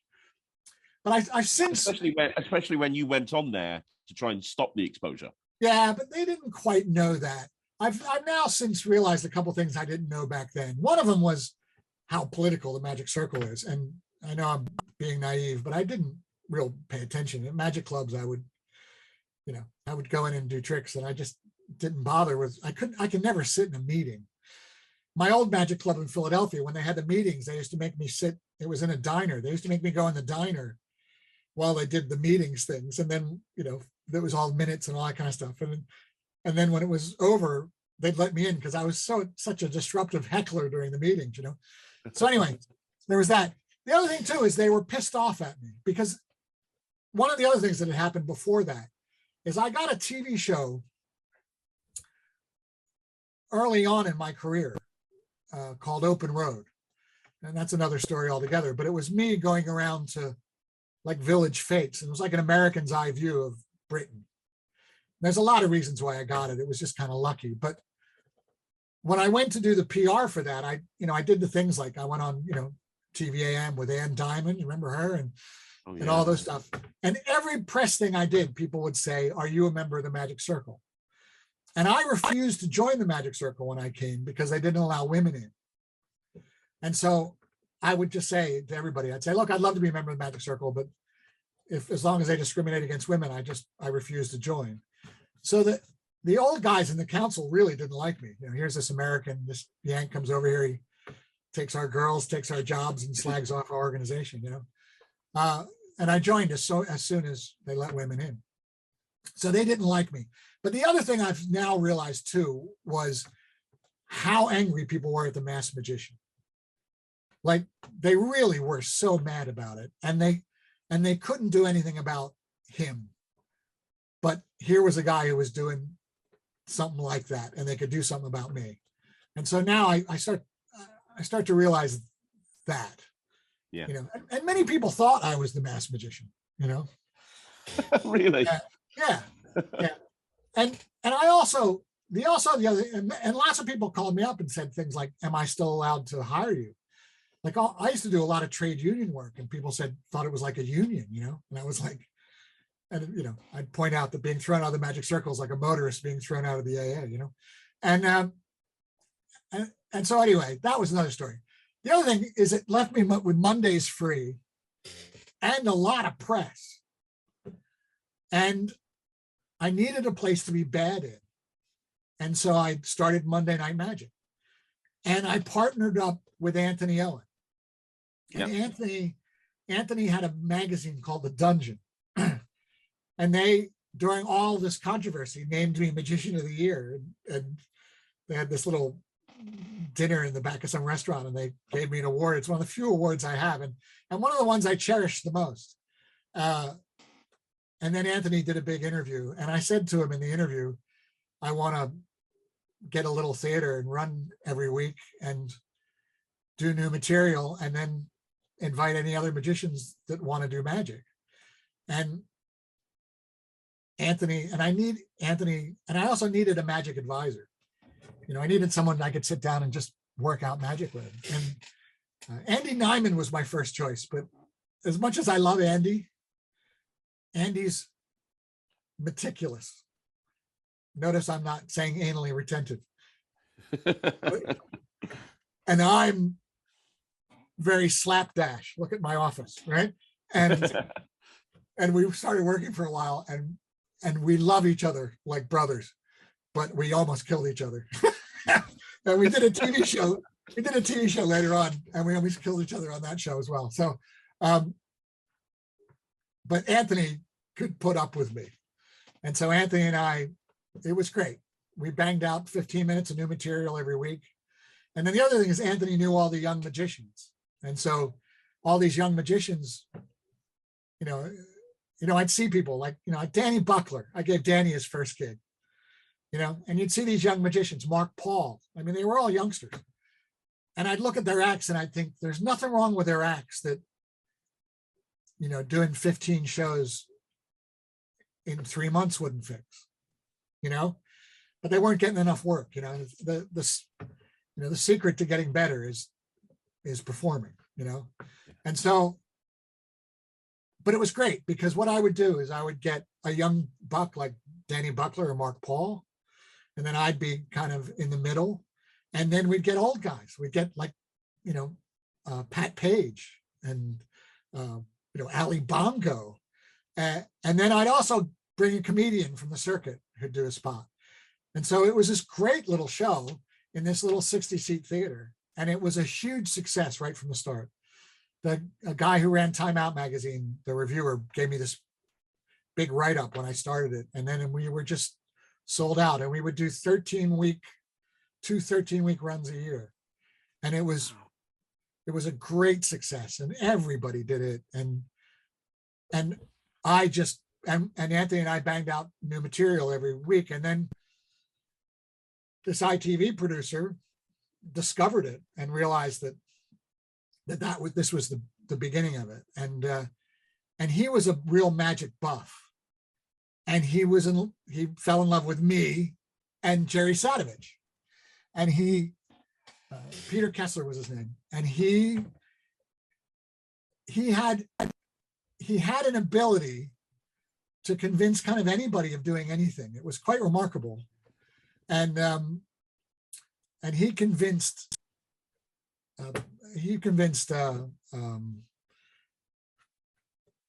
Jerry Sadovich that he didn't want his comedy, because Jerry was one of the biggest comedians in London at the time.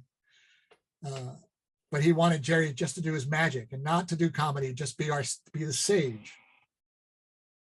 Table, spotlight, deck of cards. And I think it's some of the best stuff Jerry ever did on telly.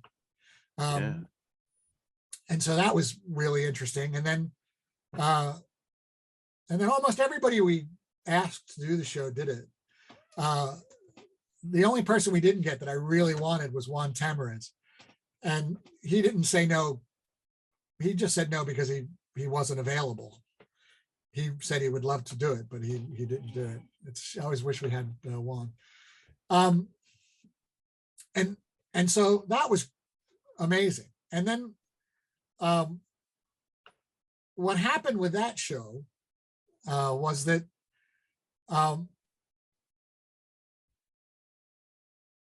after it went,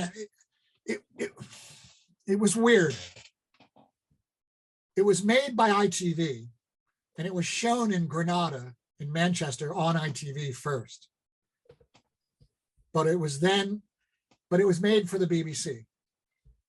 So what happened was the BBC commissioned it, and it was just in the beginning when Granada was making TV shows for the BBC. And Granada said, if we could show it locally before the BBC shows it, we'll match the budget. So we could double the budget. And the BBC went, oh, that's a great idea. And so we did it. It went out in Granada. It got huge ratings in Granada. And then, as what happens in television, the person who made that deal wasn't there anymore. So then the show goes to the BBC, and somebody looks at it and goes, why are we showing this? This was already shown on ITV, right? So it got buried late at night. But it still got the best ratings for the time slot for the year. I mean, we beat Seinfeld, for crying out loud. And wow.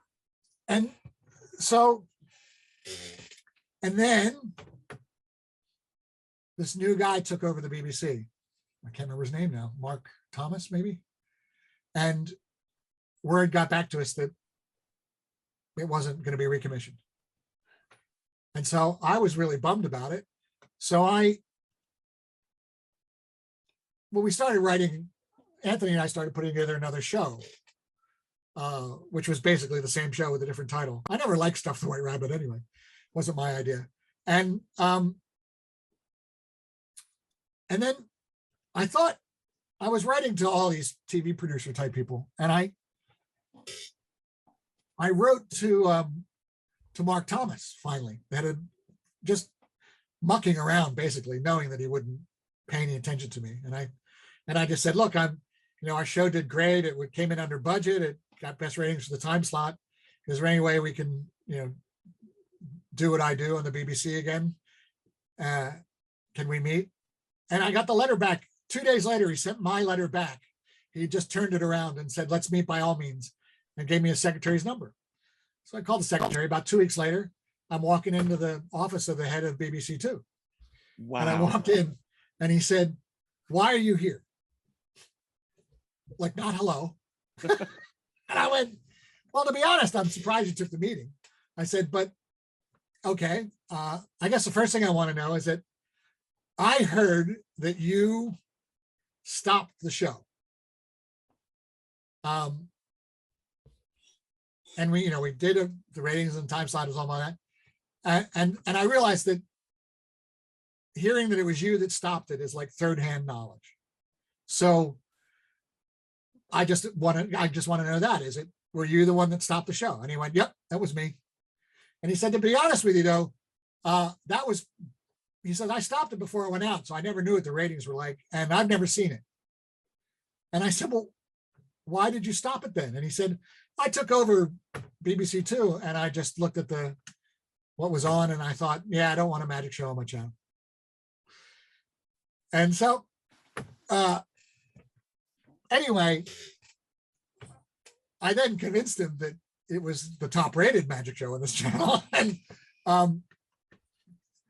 then the rest is a long story, but the bottom line was that I then had a meeting that kind of got canceled, and then my wife got sick, and my wife got sick, and I'm a widower, so my wife had got brain cancer and eventually died, and so then kind of all that period where I could have been hot to keep this thing going, I just dropped out. Yeah. And so after my wife died, people don't remember what Stuff the White Rabbit is. And then I curtailed a lot of my career because, I was raising a teenage boy by myself and stuff. But it was great. I was back in the clubs. It was great. I was doing much corporate work as I could. And then when he started going to uni is when I started doing cruise ships full time. I always did them before that as kind of like a busman's holiday. I bring my son along with me.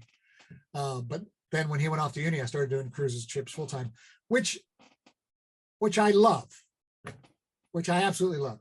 Because TV is just horrible. It's great. Making the TV shows is great. It's one of the few times in my life and career I get to collaborate, truly collaborate and stuff. And then you finish it and you hand it to somebody and it just falls apart. Yep. I mean, I've had 8 pilots or 7 pilots that so what it is you get you go to the channel gives the production company money, you make the show, and then you deliver it to the commissioning editor, right? 7 times we've made the shows, and when we went to deliver it to the commissioning editor, the guy who commissioned it wasn't there anymore. And I've spent £250,000 on a pilot and handed a tape to a guy who said, what is this and who are you? And the new guys won't take the stuff that the old guys made, because if it hits, people will say, oh, that wasn't his, that was really Tony's. And if it misses, then then they get lumbered with a thing. So they all die. And so television, it's just horrible. Yeah. It's just horrible. And so I kind of swore I would never do magic again. And then by this time, Anthony had left me as a magic advisor, and still a partner in Monday Night Magic, but even that, he didn't do that much when he started, which was great. And he started working for Objective, yeah, and making Darren Brown Show, which was great because they paid him, whereas I bought him pizzas every once in a while. he finally convinced me to go back to telly to do Secrets of Magic. I don't know if you ever saw that. I remember it. Yes. Yes, and it was unbelievable how bad TV screwed up on Secrets of Magic. Like just every step of the way.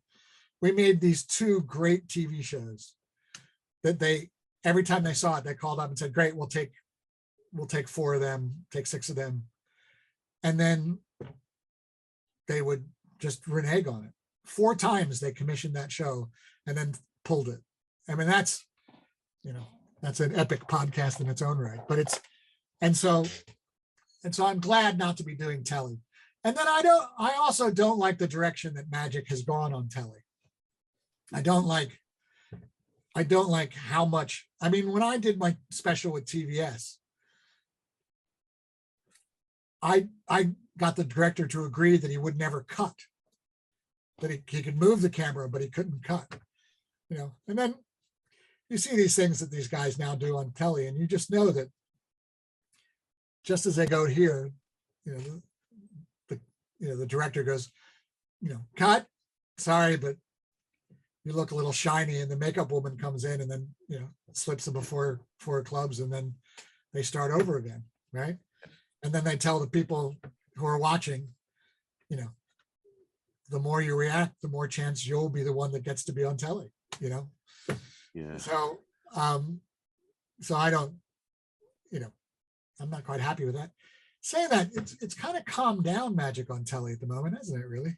Yeah, I mean, it's very popular on the talent shows, like BGT last time on, the grand final, 50% of the Axeman magicians. Which and of course, what's his name is now working on it as well. Russ Stevens. Yeah, and Russ is, and it's good that Russ is there because before that, they were screwing with magicians. They were. They were going, I hate Britain's Got Talent because I just hate the early shows. I hate the laughing at people stuff. Yeah. I mean, I just fundamentally, morally find that objectionable. And so that has, especially with magicians, that's gone less. I remember they brought that Canadian magician over. Remember the bird guy? Darcy Oak. Yeah, I remember. And somebody said, you should watch this. And they brought him in the later stages. He was kind of, roped in for the end, which is fine too, because he was a good act. But what really pissed me off, so when I finally sat down to watch this act, everyone said, you got to watch it, it's amazing. His introduction was, usually magic acts look like this.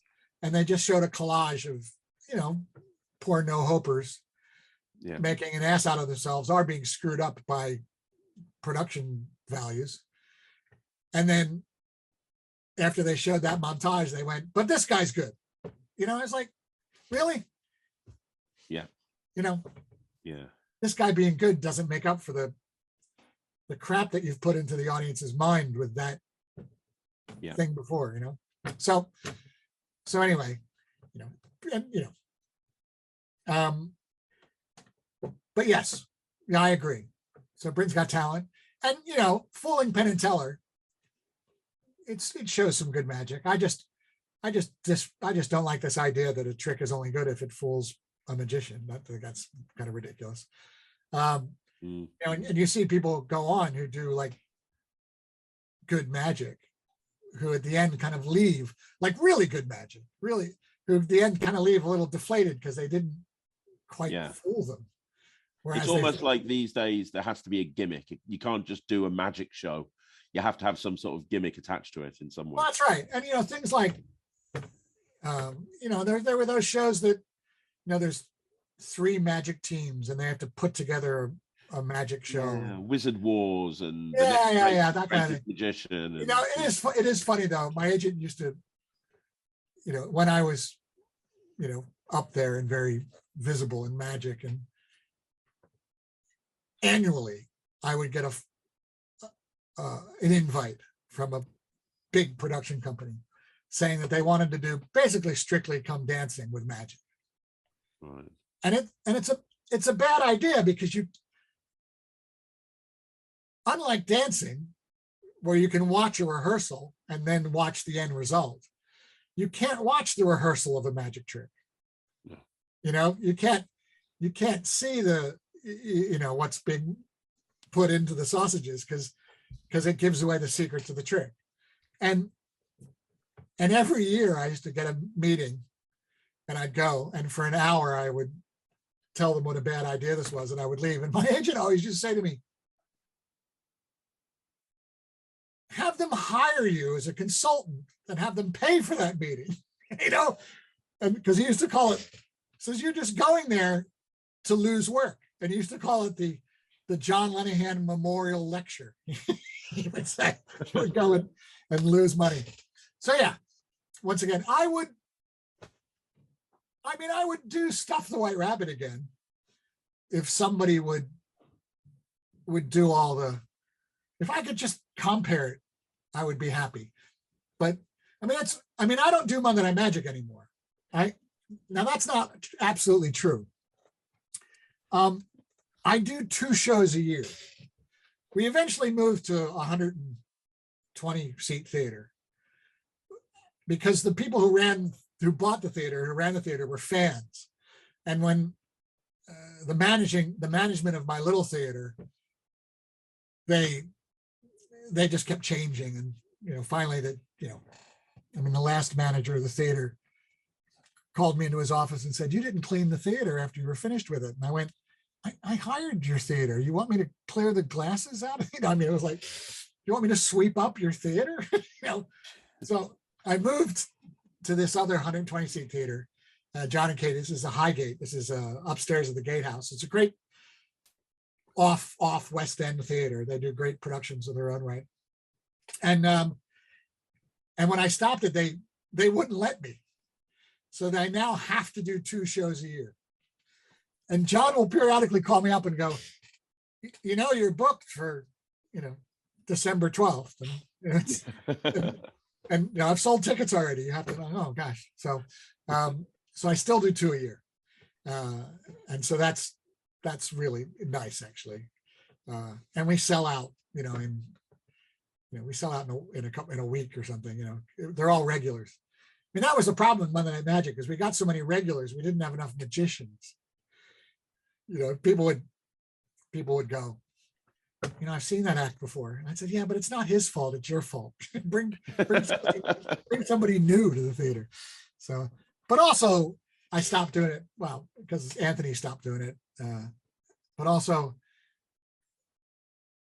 the performing part is fine. I just hated the booking acts and selling tickets and, people canceling on me 3 hours before a performance and, all that stuff. I don't miss at all, Yeah. Having a party of 20 not show up and then having to have to pay the acts out of my pocket, it's a nightmare.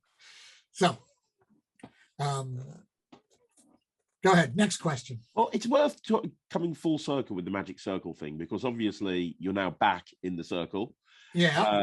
For popular demand. It's not, correct me if I'm wrong, this isn't something you sought out. I think it was a case of so many members saying, look, this is wrong. Get John back in. It was Lee Hathaway, actually. God bless him. It was funny, actually, when I was out of the Magic Circle for a while. I can't remember what it was. I think it was Scott Penrose. Scott Penrose tried to get me back in. Scott was always a good friend. And Scott said, if we were to let you back in the Magic Circle, there was always this thing about me having enough to apologize, and I always kind of refused to apologize.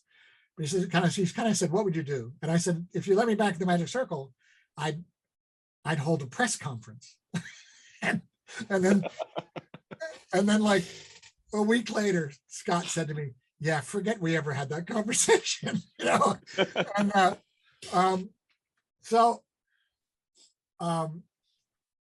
then there was, so then finally, and this is only about 5 years ago or so, or 6, I don't know. But anyway, now that I'm out of the spotlight, and then Lee got on the council, and I think one of the reasons why I'm back is all of these old guys that hated me on the council are dead. Like that's the secret. And And Lee got on and a bunch of young pups got on, and then they all kind of went, why did John Lenahan, what was the official reason John Lenahan got thrown out? And there never was an official reason. They never actually said why I was thrown out. And anyway, so he started a petition. And Scott was president at the time. And Scott sent me a letter saying, a petition's really not the way to go. And I said, I don't even know what you're talking about. I mean, I didn't even know what you're talking about. And so then it all came back. And then finally, Scott called me up and said, if you were to get back in the magic circle, would you still do that press conference thing? And I said, Scott, the days of me being able to call a press conference are long over. So no, it's the joy to be back. The thing I miss the most about being out for those 20 years, was the time that I missed with Pat and Allie, basically. Pat Page and Allie Bongo. I mean, every time I saw Pat, I would just sit for hours, Yeah. So, and the funny thing was, I called him before I did How Do They Do That? And said, hey, I'm going to give away the 3-card Monty. Is that okay? And he went, yeah, no problem. So, and that's documented, by the way. I have on film Pat admitting that he, in fact, said, yeah, there would be no problem. That's hilarious. Yeah. Now, in amongst all of this as well, correct me if I'm wrong, you're a published author of non-magic books. You wrote fiction books as well, correct? HarperCollins published 5 of my novels. Well, 4 of my novels. One is a compilation of it all. And this year, I have 2 novels coming out. I have,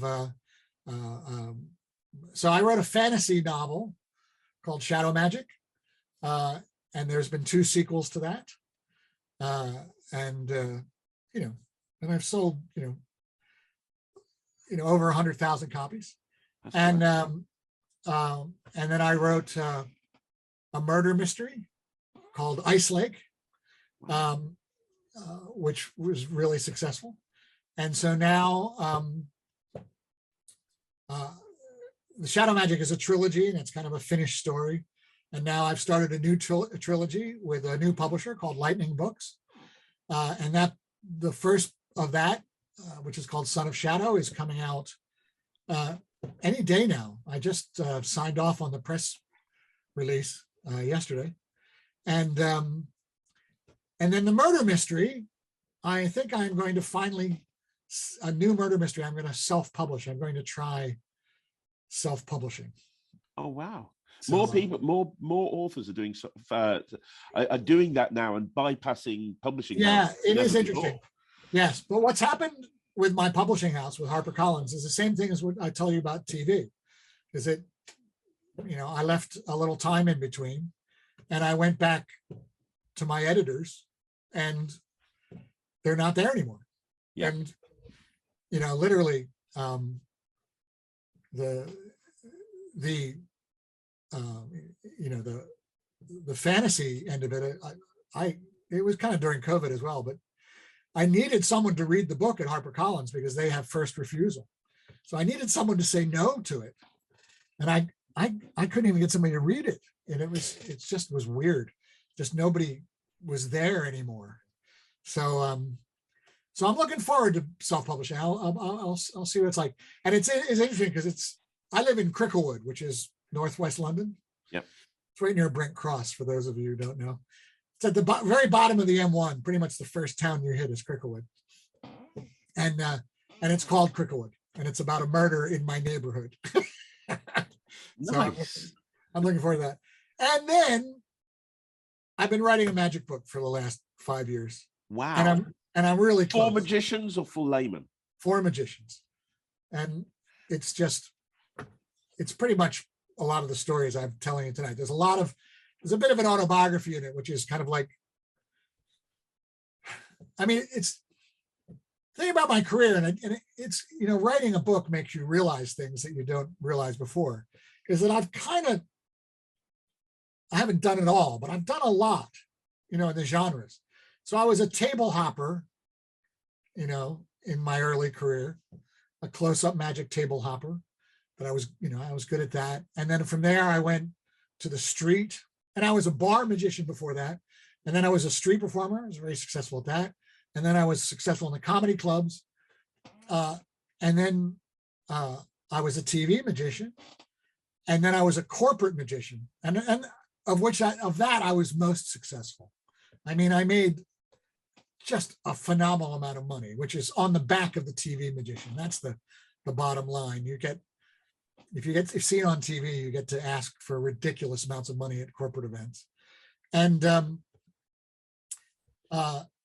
now, I'm a very successful cruise entertainer. So I tell all these stories about how and I told you the stories of how I got the jobs, how I got the work, and then I'm just giving advice on how to do it.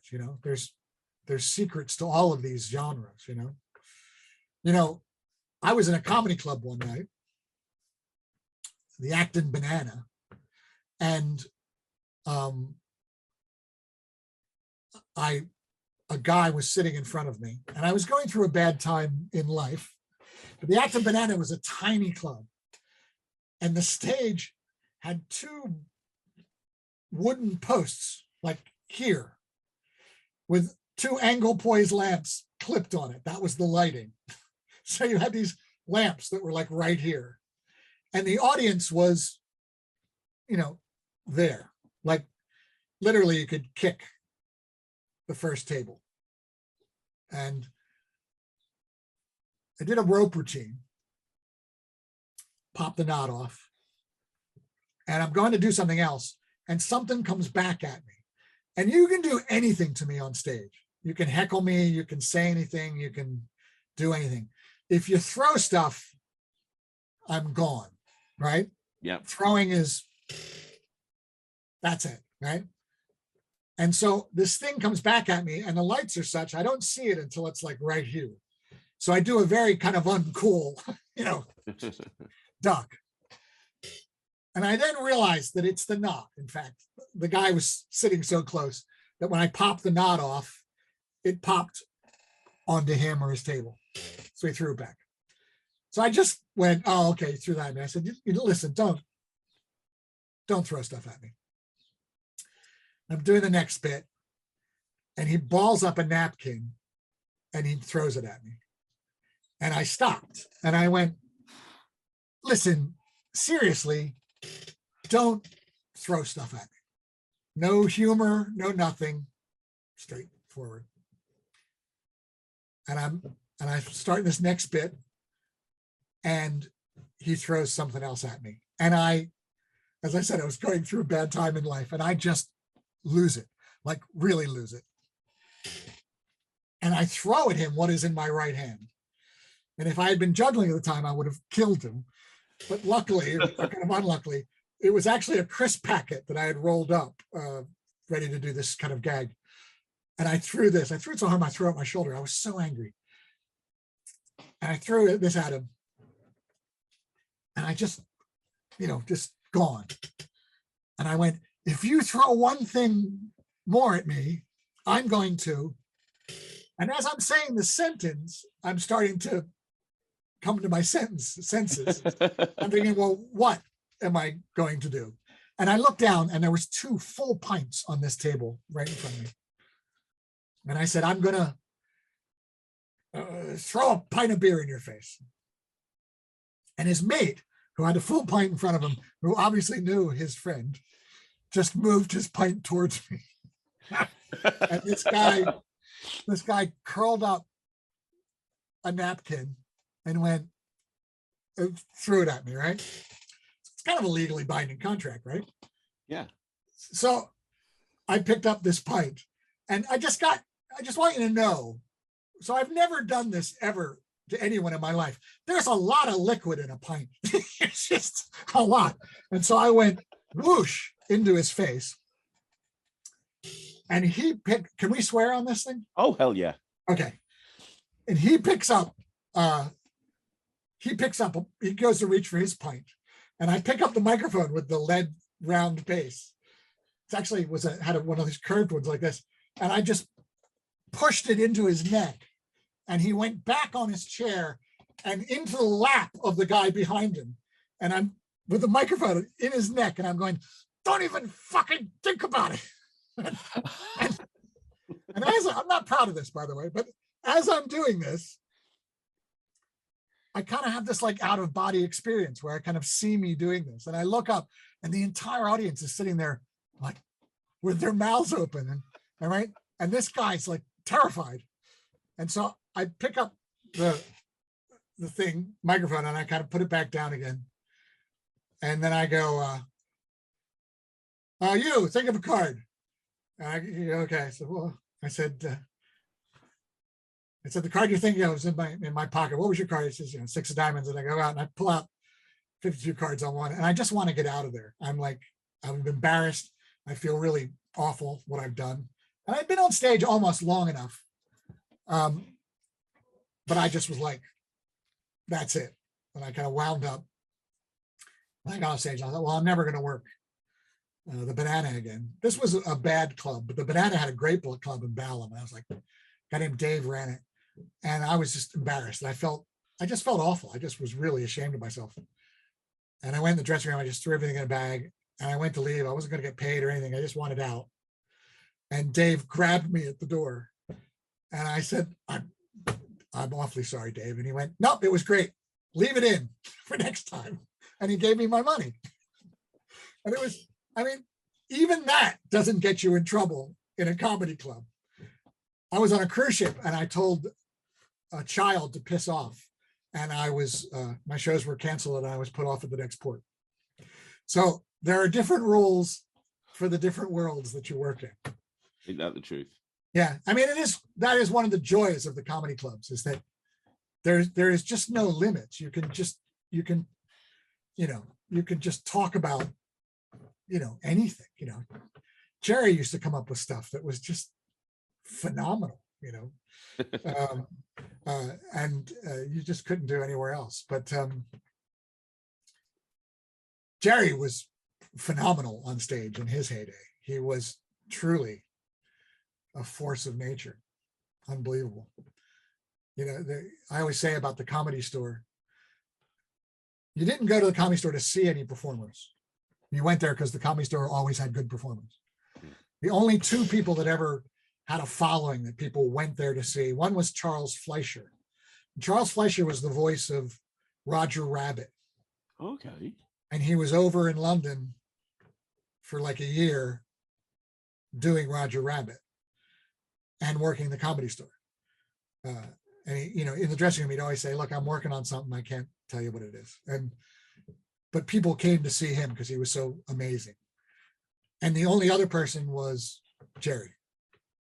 People came to see Jerry. And I used to tell you about how all the comedians, we'd all be in the back bar drinking. Yeah. Jerry was one of the few comedians we would all come out and watch because you just never knew what he was going to say. He was truly remarkable. Wow. But mad. Oh, yeah, mad as a box of frogs. I remember doing publicity for Stuff the White Rabbit. And I showed up, some radio station or something. And they said, we had Jerry in here yesterday.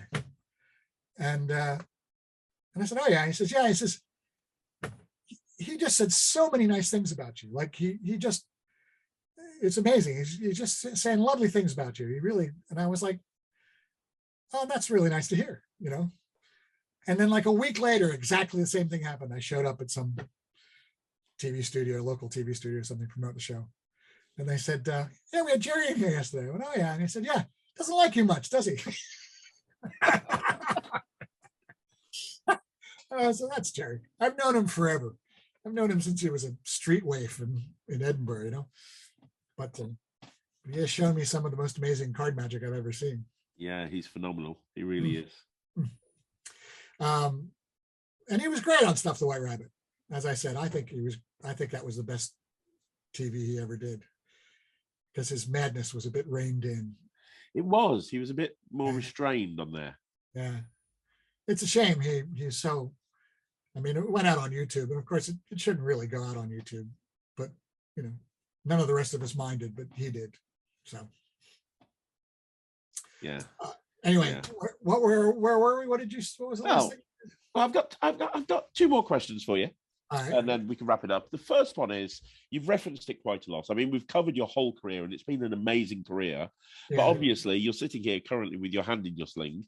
Oh yeah, sorry. We need to address that, and I know you're on the road to recovery, but can we talk about that? Trigger finger. So trigger finger is this thing you get.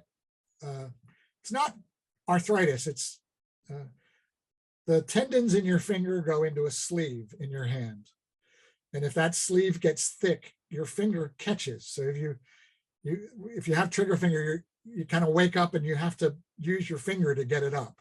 Right. And so to speak. And what they do is they shoot cortisone in, and that relieves it. And if they do that a couple times, eventually it gets so bad that you need surgery. And that's what I needed here. And it's still stiff, but I wasn't being able to make a fist. So I couldn't vanish anything because I couldn't make a fist, and I'm just flipping everybody as well. And the dye tube. So anyway, I had the surgery just 5 days ago. And so the big bandage came off today, and I had a look at the wound, and it's not very big. And then I'll get the stitches out in about a week and a half, and I should be on the road to recovery. And my first gig is Blackpool. Yes, because you're booked for Blackpool, right? I'm doing a lecture and a show at Blackpool. So hopefully brilliant. my finger will work by then. I have a month to recover. Well, for anybody that's watching this, what can we expect from your lecture?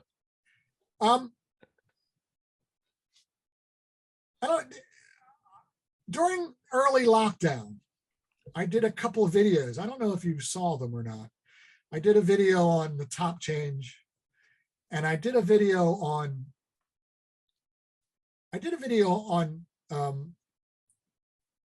twisting the aces. Yeah. And what I did about twisting the aces, I think twisting aces is a remarkable trick. I think it's probably the best packet trick ever. Yeah.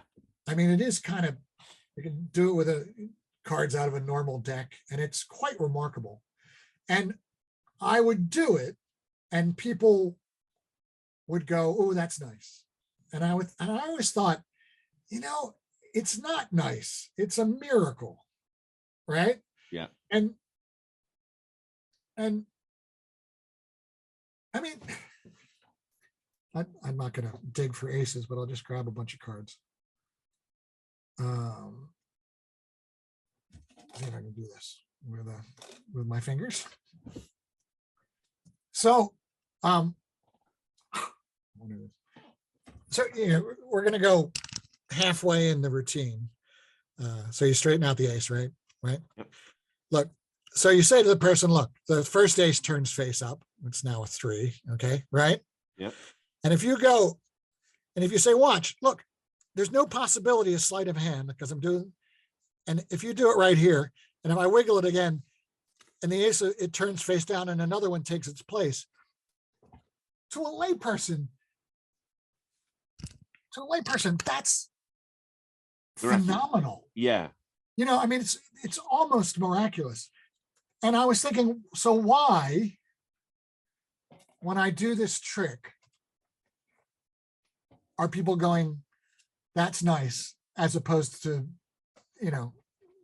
joining the priesthood, right? Yeah. And so I thought about it, and I thought about, and I decided there was a couple reasons for it, and one was to make it personal. One was to show people that the work of Di Vernon means a lot to me, and I kind of educate them a little bit on, you've heard of Houdini, you've got David Copperfield, but there's actually other magicians that if I were to say that their name to another magician, they would go, and you would never hear about. And I talk about them a little bit. And then I talk about, so I kind of show that this trick means something to me because the guy who invented it means something to me. And which is a bit kind of Copperfieldy, sometimes Copperfield could do it and it makes me want to throw up, but I try to do a British version of that, and then I make people watch it. I make people burn me.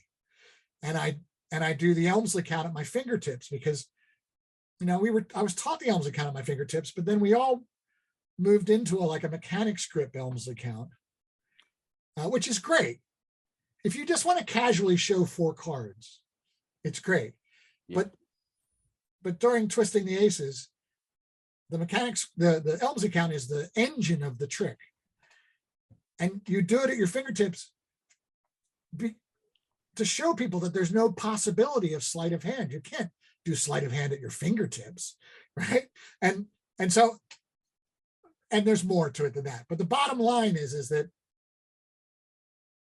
when I thought about my work, I then made it 10 times better. And so some of the lecture will be just that simple. I'll be going over, old tricks and thinking, how can I fix this? How Anthony and I used to sit down from Other Night Magic and we would say, what's wrong with classics? And that's where Slim Slide came from. What's wrong with classics? Because it's kind of it seems like a sin to say there's something wrong with a classic, but you can find things wrong with a classic, yeah. But then you can fix things and make them, part of the classics repertoire. So there will be that. And I'll talk about the Miser's Dream as well.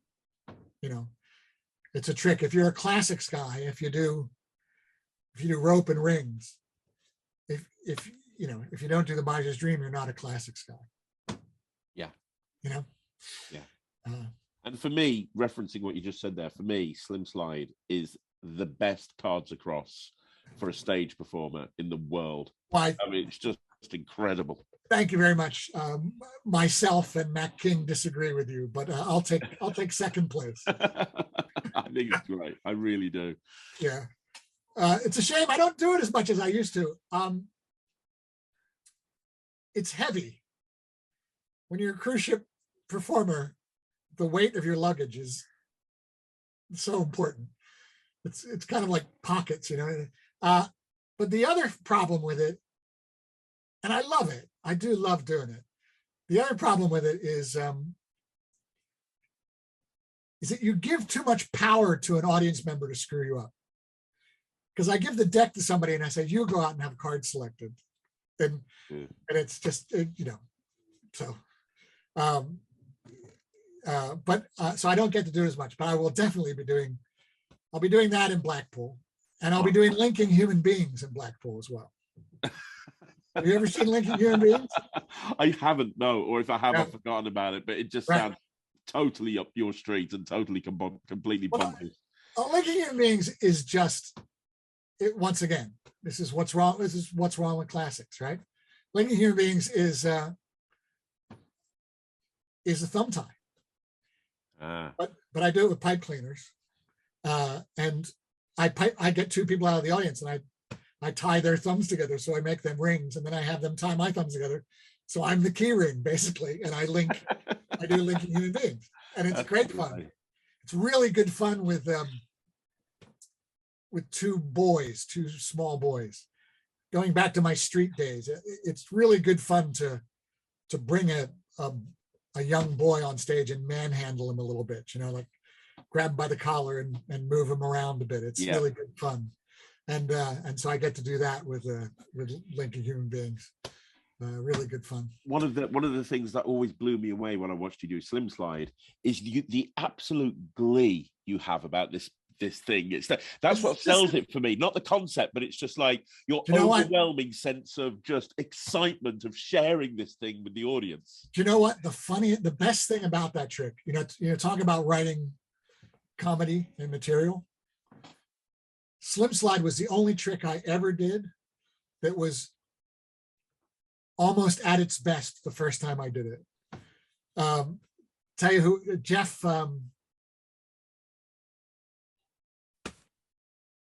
Hobson, my good friend, Jeffrey Durham. Jeffrey Durham, yeah. Was in the audience, and afterwards he just said, "That's amazing." And I said, "Yeah, that's the first time I've ever done it." He said, "No." I mean, it was like the audience was just weeping. And I'll tell you what else, though. I did it once, and the mechanics of the trick is that I have 3 cards in my pocket that are behind the envelopes. So when behind an envelope. So when I give the guy an envelope, that's how I add the card on. Anyway, I was mucking around. I was doing a trick, Monday Night Magic. Once again, it was a trick I hadn't done very often. And I borrowed a credit card off of somebody and made it disappear. And then I went to give it back. So after I'd done the trick, I went to give his credit card back, and I said, and I did that thing. Who gave me this? Did you give me this? And he said, yes. I go, oh, thank you very much. And I put it in my pocket, and I walked off stage with it. And I just forgot that I had his credit card. But I put the credit card on with the add-on cards. And so, and then I added it in, and then the guy put it in the envelope without noticing there was a credit card there. And so while I'm doing the whole thing, I said, rip open the envelope, deal the cards on the table on my head. And then do 1, 2, and then the guy goes, oh, there's a credit card in here. I go, oh yeah, that's yours. Congratulations. And I give his card. And I thought, this is great. I'm gonna do this every show. But I did it like 3 more times, and everybody noticed the credit card when they put the cards in the envelope. We're going, excuse me, what's the hell is this credit card doing here? Which isn't quite as good as finding it at the end. So I finally gave up. I mean, and then, talk about dying. Failures are so important in magic, I do vortex of refreshment. David Regal's. Yeah. I remember seeing one of those. It's amazing. YouTube reviewer shows, them saying how bad the trick was. And it's like, it's one of the few tricks that went into my show just like that. But I had this idea where I wanted to finish for it. And I had this idea that I would turn the beer into milk. Okay? Okay. So eventually I had this idea with a syringe that had condensed powdered milk that had liquid in it that was really stuff. And I realized that if you squirt it into half a glass of beer, the beer foams up and it looks like a full glass of milk. So not only looks like you have twice the liquid as well. But how to get it in behind this. So for those of you who don't know, you're holding a thing, and behind it there's a beer, and it's hanging from a string, kind of thing, and so I had a syringe finally. I finally got this big syringe, and I found if you squirt it in, it works. But the thing is that if it was on like a pull. It was on a pull. You needed to squirt it like that. And of course you couldn't do that because you had to stay behind the screen. So I realized if I moved the screen forward, I could get the leverage to do it. And there's a lot of magnets in here, really powerful magnets. And I remember the first time I tried it at the Magic Circle, I leaned forward and the magnets connected with the microphone stand. And the whole thing went, boom, and then the whole thing just went down and crashed everywhere. So that's, talking about pain. I've dropped vortex of refreshment. I've dropped that, 6, 7 times. It does go. It is worrying, but and it is worrying. And once again, it's an opener. When you screw up your opener, it takes a lot of pedaling to get your legs back underneath you. But at least when you screw up that trick, they know it's a screw up, as opposed to the other trick where they think he'll fix it. You ever published any of this material? Your linking human beings and your slim slide cards.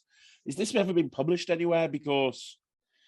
No. Well, no, I've deliberately not published either of those 2 things because I really don't want people doing them. Yeah. But saying that, maybe I should add them into the book because I'm not doing them anymore. Yeah.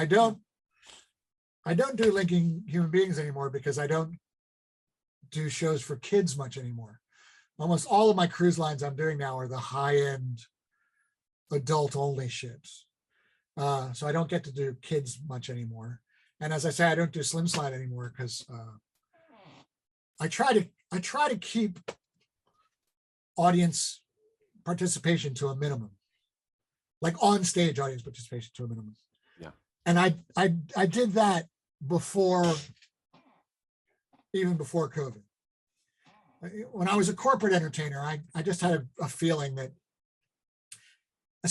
I feel that if you're going to do a show to somebody who doesn't know they're going to see a magic show, so that's what happens in a corporate event. They don't know you're going to be there, and they don't necessarily want to see a magician. And so there's no reason for a person to want to be the show, to drag them on stage. If you're doing a magic show and people know what they're getting into, at least that will be okay. And I interact a lot with the audience. I do book tests. I give them books. I go into the audience. I have cards selected. If I do, so on a cruise ship, for my A show, for my first show, I don't bring anybody on stage. And so, but for my B show, I then, bring someone on stage for one trick. But that trick's gone now because COVID doesn't allow you on stage. But a lot of people are having problems. I just got an email from Princess, and they're complaining that the variety acts aren't doing very well. And I suspect they're actually complaining that the magic acts aren't doing very well. Yeah. And they have a rule that there's a line that you can't cross. So nobody can pick a card, nobody can come on stage, and that's hard. Luckily, I work on smaller lines where I said to people, look, I need an audience member to take a book. And I disinfect the book. I've laminated them. I disinfect them, seal them in a bag. And COVID on paper only lasts for a maximum of 72 hours. And these are in a bag for over a week. And the audience member takes the book out of a bag. And I go in the audience wearing a mask. You got to let me do that. And I said, look, I need a card selected, and I give people out of a box surgical gloves, and they put on the surgical gloves. And I get a lot of comedy out of that. And then they pick a card with surgical gloves on. And luckily, my line said yes to all of this because it's sensible. Yeah. If I'm allowed to talk to people walking down a hallway with a mask on, I should be allowed to talk to them when I'm on stage, when I'm in an audience.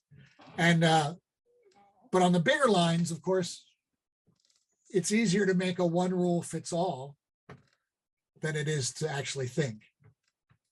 Right? That's true. Yeah, absolutely. So, but luckily I'm not on those lines. So, and maybe things will calm down later on.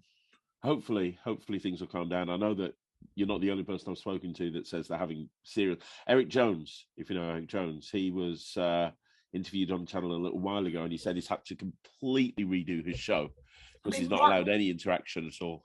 Mark Paul has rewritten his act. How could a mind reader like Mark Paul not go back and forth? I tell you what, I did a trick at the Magic Circle and posted it, but the Magic Circle got mad at it. Apparently, you're not allowed to record at the Magic Circle, but annoying the Magic Circle is kind of what I do. But I did it. I'll probably be doing it at Blackpool as well. But those hand grabbers that people use to get cans off the shelf. Yep. So I got a hand grabber, and so I went on stage. I put on full PPE, right? Everything, and a mask and gloves. I put on gloves. I opened up a new deck of cards. I picked the deck of cards and I put it in the hand grabber, and I had somebody pick a card. So they took a card. And then with the hand grabber, I had them give me the card back. And I put the card in the deck. And then in the middle of the deck, actually, here's a great thing. This is a great thing. Actually. So I needed a one-handed control, right? Right. So this is on a I'll tell you who this is. Who's the guy who edits Will edits the Magic Circle? Will Houston. Will Houston. During his masters in magic, he rediscovered this. Is that the Charlier pass is in fact a pass. Yeah. Right? Because we all use it as a fancy cut. So now I get this back on the stick, right? Yeah. And so I go, look, see what I'm doing. Can you see what I'm doing here? So yep. It's a bit white. No, I see, yeah. So I go, look, I place it in the middle of the deck, right? So you push it in, so it goes in the middle of the deck. And then I'll do this slow so you can see what I'm doing. As you turn, you say, look, right there in the middle of the deck. That's right? Great. So yeah, and so if you do it, if you do it like, look, the card's right there, and look, you can see it too. I mean, if you do it like that, no one sees you do it. You do the pass as it goes across, and so now it's in the middle. So then you take the pincher thing again, and what I've done is I've put rubbery stuff on the top of the pincher and smooth the bottom of the pincher, right? And then I just shake it, and the selected card's in the pincher. That's great. So that's the COVID trick. So you have a COVID card selected with this, and then with the pincher, then you just go whap, and then boom, it's there. That's awesome. Yeah. So don't come to I've told you everything that's going to be in the lecture. So yeah, and other stuff. And then there's little bits and bobs. There's a couple little tricks I've invented that I quite love. I really love my work on the McDonald Aces. So I'll do that. That's amazing. And the shrug change, which is my top change. I'm really excited for your lecture. I can't wait to see it. Oh, great! Will you be there in Blackpool? I better be. I'm lecturing myself. So oh, good. Yes. Oh, well done. So yeah, I'll definitely 100% be there. Yeah. And the only time that I possibly miss your lecture is if you and I are on at the same time. And if that happens, I'll just may as well go anyway, because everyone will go and watch you anyway. Well, I was just going to say the same thing. No one will come to mind if you're on. That's great. So life is good. I'm really looking forward to getting back to work. So this hand, I got a month for it to heal. It's now the middle of January. The middle of February. So my first gig will be Blackpool. And then I got some little bits and bobs in March. But then in April, the cruises are back full blast. So I'm booked from April straight through to February. And so I'm missing all this. I did 2 cruises in December. And it was great because things were starting to calm down. It was right before Omicron, and everyone was thinking, this is the tail end, and I did a crossing to America where we did American rules. Everybody took their masks off. Everybody was fine. And now Omicron got everybody excited, but hopefully this is the last burnout. I believe it will be. I think so, I like to be positive. I mean, I just look at the amount of people that were at Blackpool last time I was there. And if there's a virus floating around there, it's like the virus going, feeling hot. We'll see. But everybody I know has had it now. Yeah. So I had Delta right before Omicron started. So I'm hoping that'll do me. Well, one last question before we wrap this up. Yes. Is that, we've talked about this in great detail. You've had an incredible career. Yeah. You've done so much that most magicians would only dream of doing. Is there anything left on your magical bucket list that you wish to achieve? Yeah, I know you're nowhere near retiring, but is there anything left that you would like to do before you end up hanging up your wand? Yeah, I really was hoping that my book would be finished for Blackpool. I've known about it for a while, and I'm just lazy. Actually, writing a magic book is hard. I can imagine. And getting the pictures and all this, and writing the advice stuff and the story stuff is easy, but the magic stuff is hard. but I really want to get the book finished and do a big tour all over Britain, big lecture tour all over Britain, all over America. That's kind of it. I mean, I've always looked at cruise ships as my retirement plan because I just love doing them. They're quite joy, and it's like being retired already. It's not, the work is, one of the things Mac King says about cruise ships is that, one of the reasons he doesn't want to do it is he just doesn't get to work enough because you only get to do 2 shows in 10 days. Yeah. Right. And, yep. But that's not a problem of mine. Actually saying that, now that I've had so much time off, doing so few shows is a detriment because I have lost an edge, and there's nothing like a 2-week run every night to shine that edge up, and ships don't give that to you. As a matter of fact, at the moment I'm gonna rent a little theater in London to do my cruise ship show, and I don't care if many people come or not, but I'm just gonna run it in front of real people for a week, just so that the last cruise ship show I kept walking off stage going, oh, that I forgot that line, and I forgot that, and I forgot that. And so but yeah, no, I love sailing out on cruise ships. The other thing I like about cruise ships now, especially, is that the audience is my age. Yeah. In my 20s and 30s, I was in rough and tumble clubs with people telling me to F off before I even opened my mouth, and I could give it back to them, and I was one of them, and that was fine. And I just kind of feel now when I step on stage at a comedy club, these 20-somethings go, "What's this old guy going to do?" And I still can get them, but they're not my people anymore. They're for the young pups to do, and so I like following my audience into their old age. I mean, I was born in 1958, and more children were born in the United States than any year in U.S. history. I am the peak of the baby boom, and so I just follow my people as they retire and go on cruise ships and perform for them, and I'm delighted with that. All these years later, would you ever go back to the States permanently, or is now England is this your place? Yeah, no, I'm a Brit. I can't afford the health care. Yeah, right. The surgery would have killed me. I had a house in America that I shared with my brother for years in the mountains,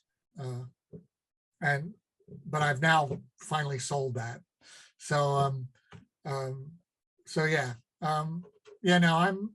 I don't see me going back.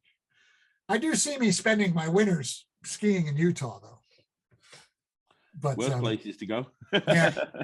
So, but I had this lovely pot of money that was, in fact, for that, and but instead I've used it up to live during COVID. Yeah. So I mean, COVID hasn't been that much of a struggle for me. I have my mortgage is all paid off, and my books give me some money and stuff. But still, I would have preferred to have spent that money on hookers and blow as opposed to just living through COVID. But who knows? But no, I had a great career, and I still got a couple things to offer. Oh yes, you have. The book is next. Excellent. So, when can we expect the book? Any day now. But no, I have to sit down. I have photographs for illustrations, and I have to decide if I want to splash out and get that fancy line drawing that Vanishing Ink does for people. Yep. But I don't know. Vernon used photos. Yeah, worked for him. It did indeed. So I'm looking forward to that. But Blackpool, good. I'll see you. I'll buy you a beer in Blackpool. Sounds good to me. Where can people, by the way, John, connect with you that have watched this interview? They want to connect with you. I know you're on Facebook. Is there anywhere that people can go and buy your books when they come out, or a mailing list, or is it just a case of keeping the ear to the ground? Yeah, you know, it is one of the things I do badly. I've always had really good agents.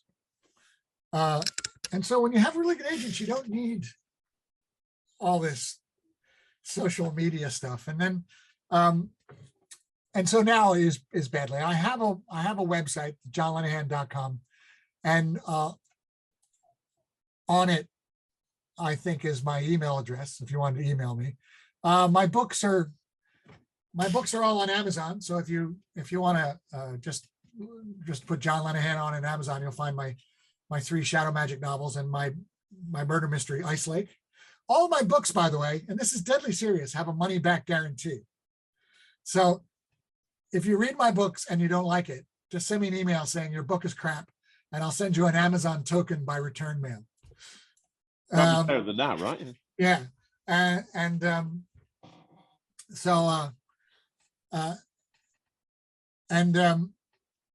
So there's that. And then once again, Monday Night Magic is in the Gatehouse, the upstairs of the Gatehouse Theater in Highgate.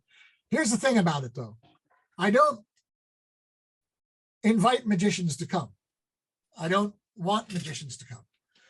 You know, before I used to have a thing on the poster. It was £5 in, 25 quid for Magic Circle members, which was kind of fun because, but I never charged it. But what I did say, look, a group of magicians will be turned away. But if a magician brings 2 lay people with them, then they can come. Got it. Right? But Rich McDougall, before I did Monday Night Magic, did a Monday Night Magic like thing late night at the Battersea Arts Center. And it turned into a magic convention and it got ruined. You know, Monday Night Magic is for people to do magic to lay people. Yeah. So if you want to come, every magician has to have 2 lay people with them. That's fair. Yep. Where do we find out the dates for Monday Night Magic? Upstairs at the Gatehouse. Okay. We were gonna do a couple in January. Basically, what I do is I do a summer show and a pre-Christmas show. So but to find out about it, it's kind of a secret thing because what you want to do is get on the mailing list of the theater upstairs at the Gatehouse, because I don't tell magicians about it. So you gotta want to know. And I started doing a close-up one as well. So maybe I'll give you a call for that if you're interested. Yeah. We're gonna come all the way down. We did one experiment of it where they have rake seating in the theater. We just used one section of the theater so that people could see a table. And then in another room, we did my tiered seats. So that brought it down to about 60 people total. And we just had 2 performers, did a 45-minute show and then switched. So, that's interesting. Yeah. So awesome. The theater kind of liked it, so we might do that again. That would be good. But we canceled our January shows because it's just madness out there. Yeah. So, But sorry, I rambled a lot. I didn't really talk John, about. this has been an incredible interview. I didn't talk about magic much. So there you go. But you know what? This has been one of my favorite interviews that I've ever done. You are a legend. I've been a huge fan of yours for a very long time. I didn't even talk about being the toaster on Red Dwarf. Oh, I forgot about that. Yeah. Do you want bread? Do you want a muffin? Do you want But you know, that's the thing. I'll say this one thing before I go. And it's one of the reasons why I did Monday Night Magic as well. Is it one of the problems with magicians and their careers and their visibility is they're busy, but they don't do shows anybody can buy a ticket to see. Yeah. Right? And I remember in my corporate days, people would say, you know, "You busy?" "Oh, flat out." "Can I come see you?" "No, can't come." And that's why Monday Night Magic was great, because people would say, "Can I come and see you?" I say, "Yeah, I do a show every Monday night. Come and see it." Or, and the voice of the toaster of, you know, it was just someone saw me at the Comedy Store. You know, the amount of people that just saw, you know, when you did the circuit, you didn't make as much money as you made doing walk around magic, but people saw you. You know, I got tons of gigs from people seeing me, and somebody's, "Can I see you?" "Yeah, I'm at the Comedy Store on Saturday night." Boom. It's important that people can buy a ticket to see you, and you should fit that into your career and not worry if that work doesn't make you as much money, because it gets you seen by people who would never see you otherwise. And then who knows what happens from there. You might get to be the voice of the toaster in Red Dwarf. That is incredible advice and very, very true. Yeah. And it's probably one of the reasons why you've had such an amazing career and you've done so much. It's because I'm like shit, I've been everywhere. Yeah, that too. Well, you know what? I will be first in line to come and watch your lecture at Blackpool. It's going to be incredible. You are awesome. You really are. And Stop. No, it's true. I'm sorry, I'm fanboying right now. I've always been a huge fan of yours, John. So, you know, I remember when I got kicked out the Magic Circle, I was like, well, you know what? Now I'm like John Lenahan. Did you get kicked out too? Oh, yeah. It's a long story. But yeah. And they let me back in. They let me back in after they let you back in. So that's a beer. That's a beer at the Comedy Store. That is you and me swapping, being thrown out of the Magic Circle stars. Absolutely. I heard rumors of others after me. But I want to hear that. Yeah. Well, at Blackpool, I will sit down. I'll tell you the whole story. How's that sound? All right, Craig. It's been a joy. It's been amazing. I want everyone to buy this man's stuff. Go see him at Blackpool, and just connect with him on Facebook. I might even have a trick for sale at Blackpool. Perfect. But I'll wait. You have to wait till you get there to see it. But a true comedy gem, I promise. Oh well, I don't care what it is. I'm buying it immediately. I know I keep talking, but keep going. See this pile here? Yeah. These are my magic books that I want. I've decided I was going to sell my magic books because I just don't read them anymore, and I got a million of them. But every time I go to sell one, I start paging through it and going, I remember this. You want to hold on to it. But I've just unearthed my pamphlet stash, and I must have like 400 pamphlets, because and I went through them the other day. There's some great magic in them. Yeah. Sometimes the best magic's in them because they were written by people who they didn't write a book, but they wrote one pamphlet, But I have so many. I think what I'm going to do for Blackpools, for the first 100 lecture notes, I'm going to give them a free old pamphlet, just to get rid of them. You know what? Those pamphlets, they're the things that real gold's in, because there's probably only like 100 ever printed, and you can't find them anymore. You can't even find any reference to them anymore. They were probably printed just for one convention, and everyone's forgotten about anything that's in it. I was just reading Bernstein. This guy did a version of Out of This World called Couples, and it's remarkable, this pamphlet. And it's one of those ones too that's great. It's like A4, but then there's like a leatherette paper thing, and it's just folded in half and clipped at the top. I'm thinking about making my lecture notes like that because it's so old school. That's awesome. So, yeah. All right. Well, we could talk forever. Blackpool bar, back bar. Beers will be on me. 100%. All right. We'll start the Kicked Out of the Magic Circle Club. There you go. There we go. John, thank you so much for coming on Magic TV. I really appreciate it. Guys, leave a comment down below. Hang on. Really important. Yep. This is really, really important. So you notice I have my hand like this in my sling. Yes. Okay. This is really important. This is my third hand injury thing. Okay. I've had 2 surgeries on my fingers, right? But my first injury was on stage. This is a good story. Do you want to hear this? Yeah, hell yeah, dude. Okay. So once again, Anthony and I, there was an old trick in the Tannen's catalog called the girl in a plastic bag. Okay. And the girl in a plastic bag, the trick was you got your lovely assistant, who was quite small, to go into the audience and borrow a man's jacket. And she puts it on, so it's comically too big for her, the sleeves hanging down. You then seal her in a plastic bag and have the guy sign the plastic bag. And then you hold up a curtain, and when you drop it, she's out of the bag. The bag is still sealed and signed, and his jacket's inside it still. And you give the man his jacket back in the bag, okay? And the way it works is basically she just cuts out of the bag and then reseals it quick. That's it. Okay. And I always love the concept. So Monday Night Magic, I decided that I wanted to do it, right? And I had this idea of borrowing a cell phone. That never worked anyway, but that's another story altogether.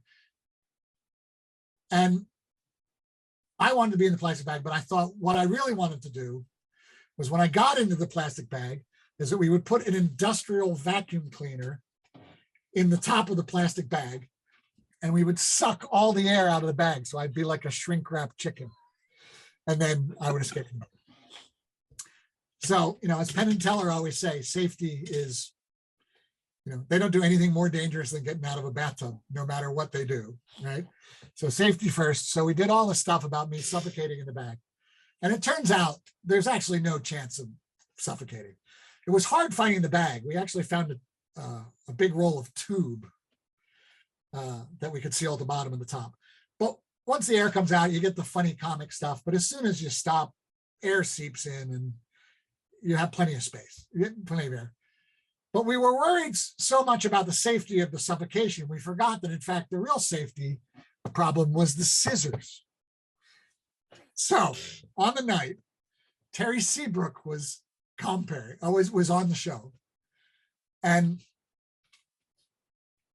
I quickly get out of the bag. There's a group, two guys are holding up a green sheet. I quickly get out of the bag. I take these really sharp scissors and I just go, and I cut right through here. And it's like deep and you can see things, And I was like, oh God, I don't want to freak out my audience. So with the bloodied hand, I grabbed the green sheet and just pulled it away from him and just went like that. And just kind of walked off stage, forgetting completely that the first thing I did is went, and I had blood just all across my face. So people thought it was some sort of strange performance art. Anyway, the moral end of the story was I ended up at the hospital, all sorts of stuff. Terry had to compare the show and he never let me forgive it. But at the end of the getting it fixed and everything, I said to the guy, to the doctor, I said, look, I'm a magician, I kind of need my hand like other people don't, right? And he said, all right, if you really want it to heal well, he says, this is really hard to do, but if you're religious about it, if you keep your hand above your heart for 2 weeks, it'll heal amazingly well. He said, because when you drop your hand, all your blood pressure goes to your wound and the inflammation goes, and inflammation is the enemy of healing. But if you keep it up for 2 solid weeks, and I don't even have a scar from that. I had surgery done on this knuckle, plastic surgery done on this knuckle. The surgeon afterwards, 2 weeks when I went to see her, said she'd never seen it heal so well. And so now I'm doing it again. So if you ever hurt your hand, keep it above your heart for 2 weeks. I bought a foam pillow and I've kind of tied it. And I have this huge, big pillow. And at night I sleep with it like this and it's high. And I have a big stack of pillows. And I watch television like this. So anyway, if you ever hurt your hands, above your heart. That's probably the best piece of advice that you've given the whole interview, because you never know when something might happen. And like you say, to a magician, hands are so important. I did when I did the surgery here, and I was still in the 2 weeks, and it was still wrapped, but I was started working again. I was on a cruise ship, and I have a spirit cloth, with a fake hand. Yeah. And I wrapped a bandage around the little finger of my fake hand to match my hand. When I did the spirit cloth. And afterwards, people, when I was walking around, they went, "Oh, you really do have a bad hand. I thought you just did that for the joke with the spirit cloth." But there you go. All right. I said, I'm shutting up now. Bye. No, right. Okay. It's amazing. You can carry on talking as long as you want to. I'm going to wrap it up, but if you want to interrupt, it's fine. Yeah. Guys. I did want to say that. It's great advice. No, it really is. And I'm glad that you remembered it. You added it at the end. And John, I'm sure at your lecture at Blackpool is going to be a lot more great advice. So guys, make sure you go to Blackpool. Whatever is going on, go check out John Lenahan and leave a comment down below. He will see it. I'm going to be back again tomorrow with another video. But John, one more time, thank you so much. Pleasure. Thank you so much. Guys, I'll see you again. Take care.